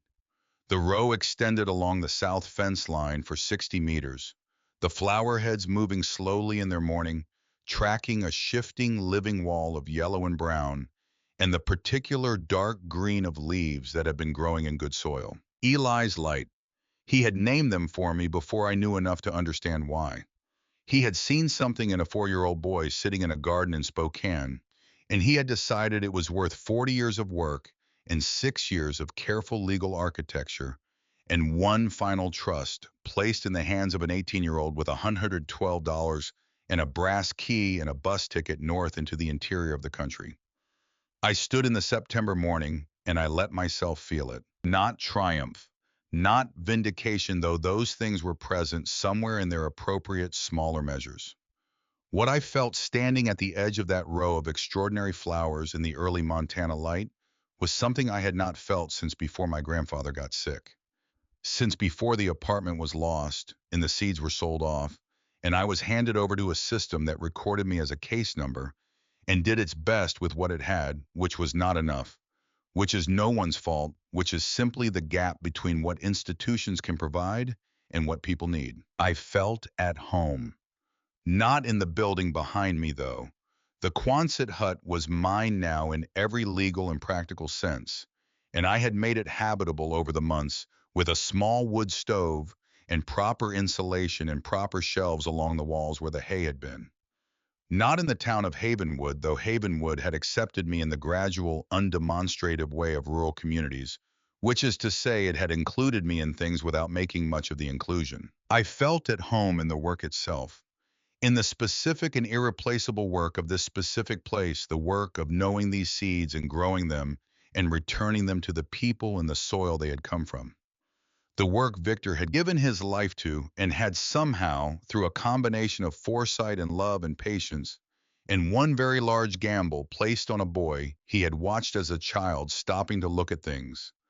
Other people walked past, arranged to pass forward. I thought about what he had written in the letter. The choice is always yours, Eli. I do not think you will walk away, but I need you to know that either choice is real and both are yours. He had been right that I would not walk away, but I understood now that the choice had not been between walking away and staying. The choice had been between living a smaller life and a truer one, and he had known which one I would choose because he had known me since before I could read, and he had spent the years since building the conditions under which that choice would be real and available, and mine to make freely. The Ward Seed Sanctuary formalized its nonprofit status in October, with Dr. Briggs as the chair of the Scientific Advisory Board, and Winifred Marsh as legal counsel, and Roy Fenwick, improbably and entirely fittingly, as the head of the Community Outreach Committee. Douglas Halsey, the retired extension agent, joined as the volunteer soil science consultant, a title he had not asked for, but accepted without protest when I offered it over coffee at the Morning Glory on a Tuesday morning in early October. The first formal grant application went out in November to a foundation that supported agricultural biodiversity initiatives. Winifred told me not to expect a quick response. I told her I had learned to be patient. She laughed at that, which was the first time I had heard her laugh, and it was a good sound. Genuine and slightly surprised, the laugh of someone who had not expected to be amused and was pleased to find that they were. I spent the winter preparing for spring, planning the planting schedules with Dr. Briggs during his monthly visits, sourcing the materials I would need for a larger scale operation than what I had managed in my first season, learning the irrigation systems that would be necessary for the acreage I was planning to bring into production. I read everything I could find about seed production and variety maintenance and the specific requirements of each of the 412 varieties in the vault. I corresponded with seed-saving organizations across the country, identifying potential partners, building the network that Victor had built over 40 years, and that I was now inheriting and beginning to extend in directions he had mapped and directions he had not. On a clear December morning, exactly 1 year after the polar vortex night, when I had first run the generator and first opened the vault door, I went out to the south fence line and looked at where the sunflowers had been. The stalks were still standing, dried and brown. Now the seed heads large and heavy with the seeds I had left deliberately unharvested through the fall, waiting for this day. I walked down the row and harvested the seeds by hand, the way Victor had taught me to harvest seeds in that garden in Spokane, when I was small enough to need him to lift me to reach the highest heads, checking the moisture and the condition of each head before I stripped it, working slowly and completely along the row, missing nothing. When I was done, I had a paper bag full of seeds, several thousand of them from the first generation of Helianthus Eli's light. I had grown adapted now to this specific Montana climate, shaped by the specific season, with its particular rainfall and temperature range, and soil chemistry, ready to be planted again in spring, in the spring after that, and all the springs that followed. I took one seed out of the bag and held it in my palm. It was weightless, smaller than a fingernail. It contained in its compressed and patient interior the specific instructions for recreating an extraordinary plant that did not exist in this form anywhere else on Earth. Instructions refined over many growing seasons by a man who had believed in the value of small things and the patience required to understand them, and the importance of passing what you know to someone who will use it. I stood in the December morning with that seed in my palm and looked out across the property. The Quonset hut behind me, no longer just a building, but a place with a history I understood and a future I was beginning to shape. The cleared fields to the east waiting for spring, the chain link fence running its perimeter, the gate that had opened with a key 14 years in the making, the road beyond it leading to a town that was still small and still quiet, but was beginning to remember something it had known before the economics changed, and the young people left, and the soil went unworked for too many seasons. The sky above the Montana Valley was the particular blue of deep winter, clear and boundless, the kind of sky that makes you understand why people have always looked up at it and felt that something was being communicated, something patient and enormous, and fundamentally interested in what happens down here in the fields, in the quiet work of human hands. I had been handed a key and 5 words and a choice. I had made the choice. I had made it again and again, each time it was offered in the dark on the first night, and in the frozen field running the generator, and at the gate turning down $5 million, and in the silence after Callum walked away, and in the vault with the documents in my hands, and in the field pressing seeds into prepared earth and waiting. The choice was not a single moment. It was a practice. You made it once and then you made it again every day in the particular way that anything worth having requires you to keep choosing it. Victor Ward had built a trap for the people who had tried to take what he had made, but that was not the main thing he had built.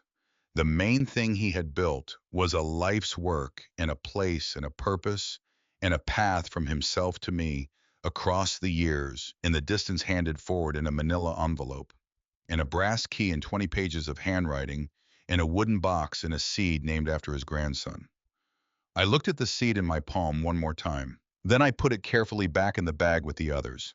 I closed the bag and held it against my chest for a moment, feeling the slight give of the seeds shifting against each other inside thousands of futures compressed into the space of my 2 hands. Then I walked back inside to begin the work of spring.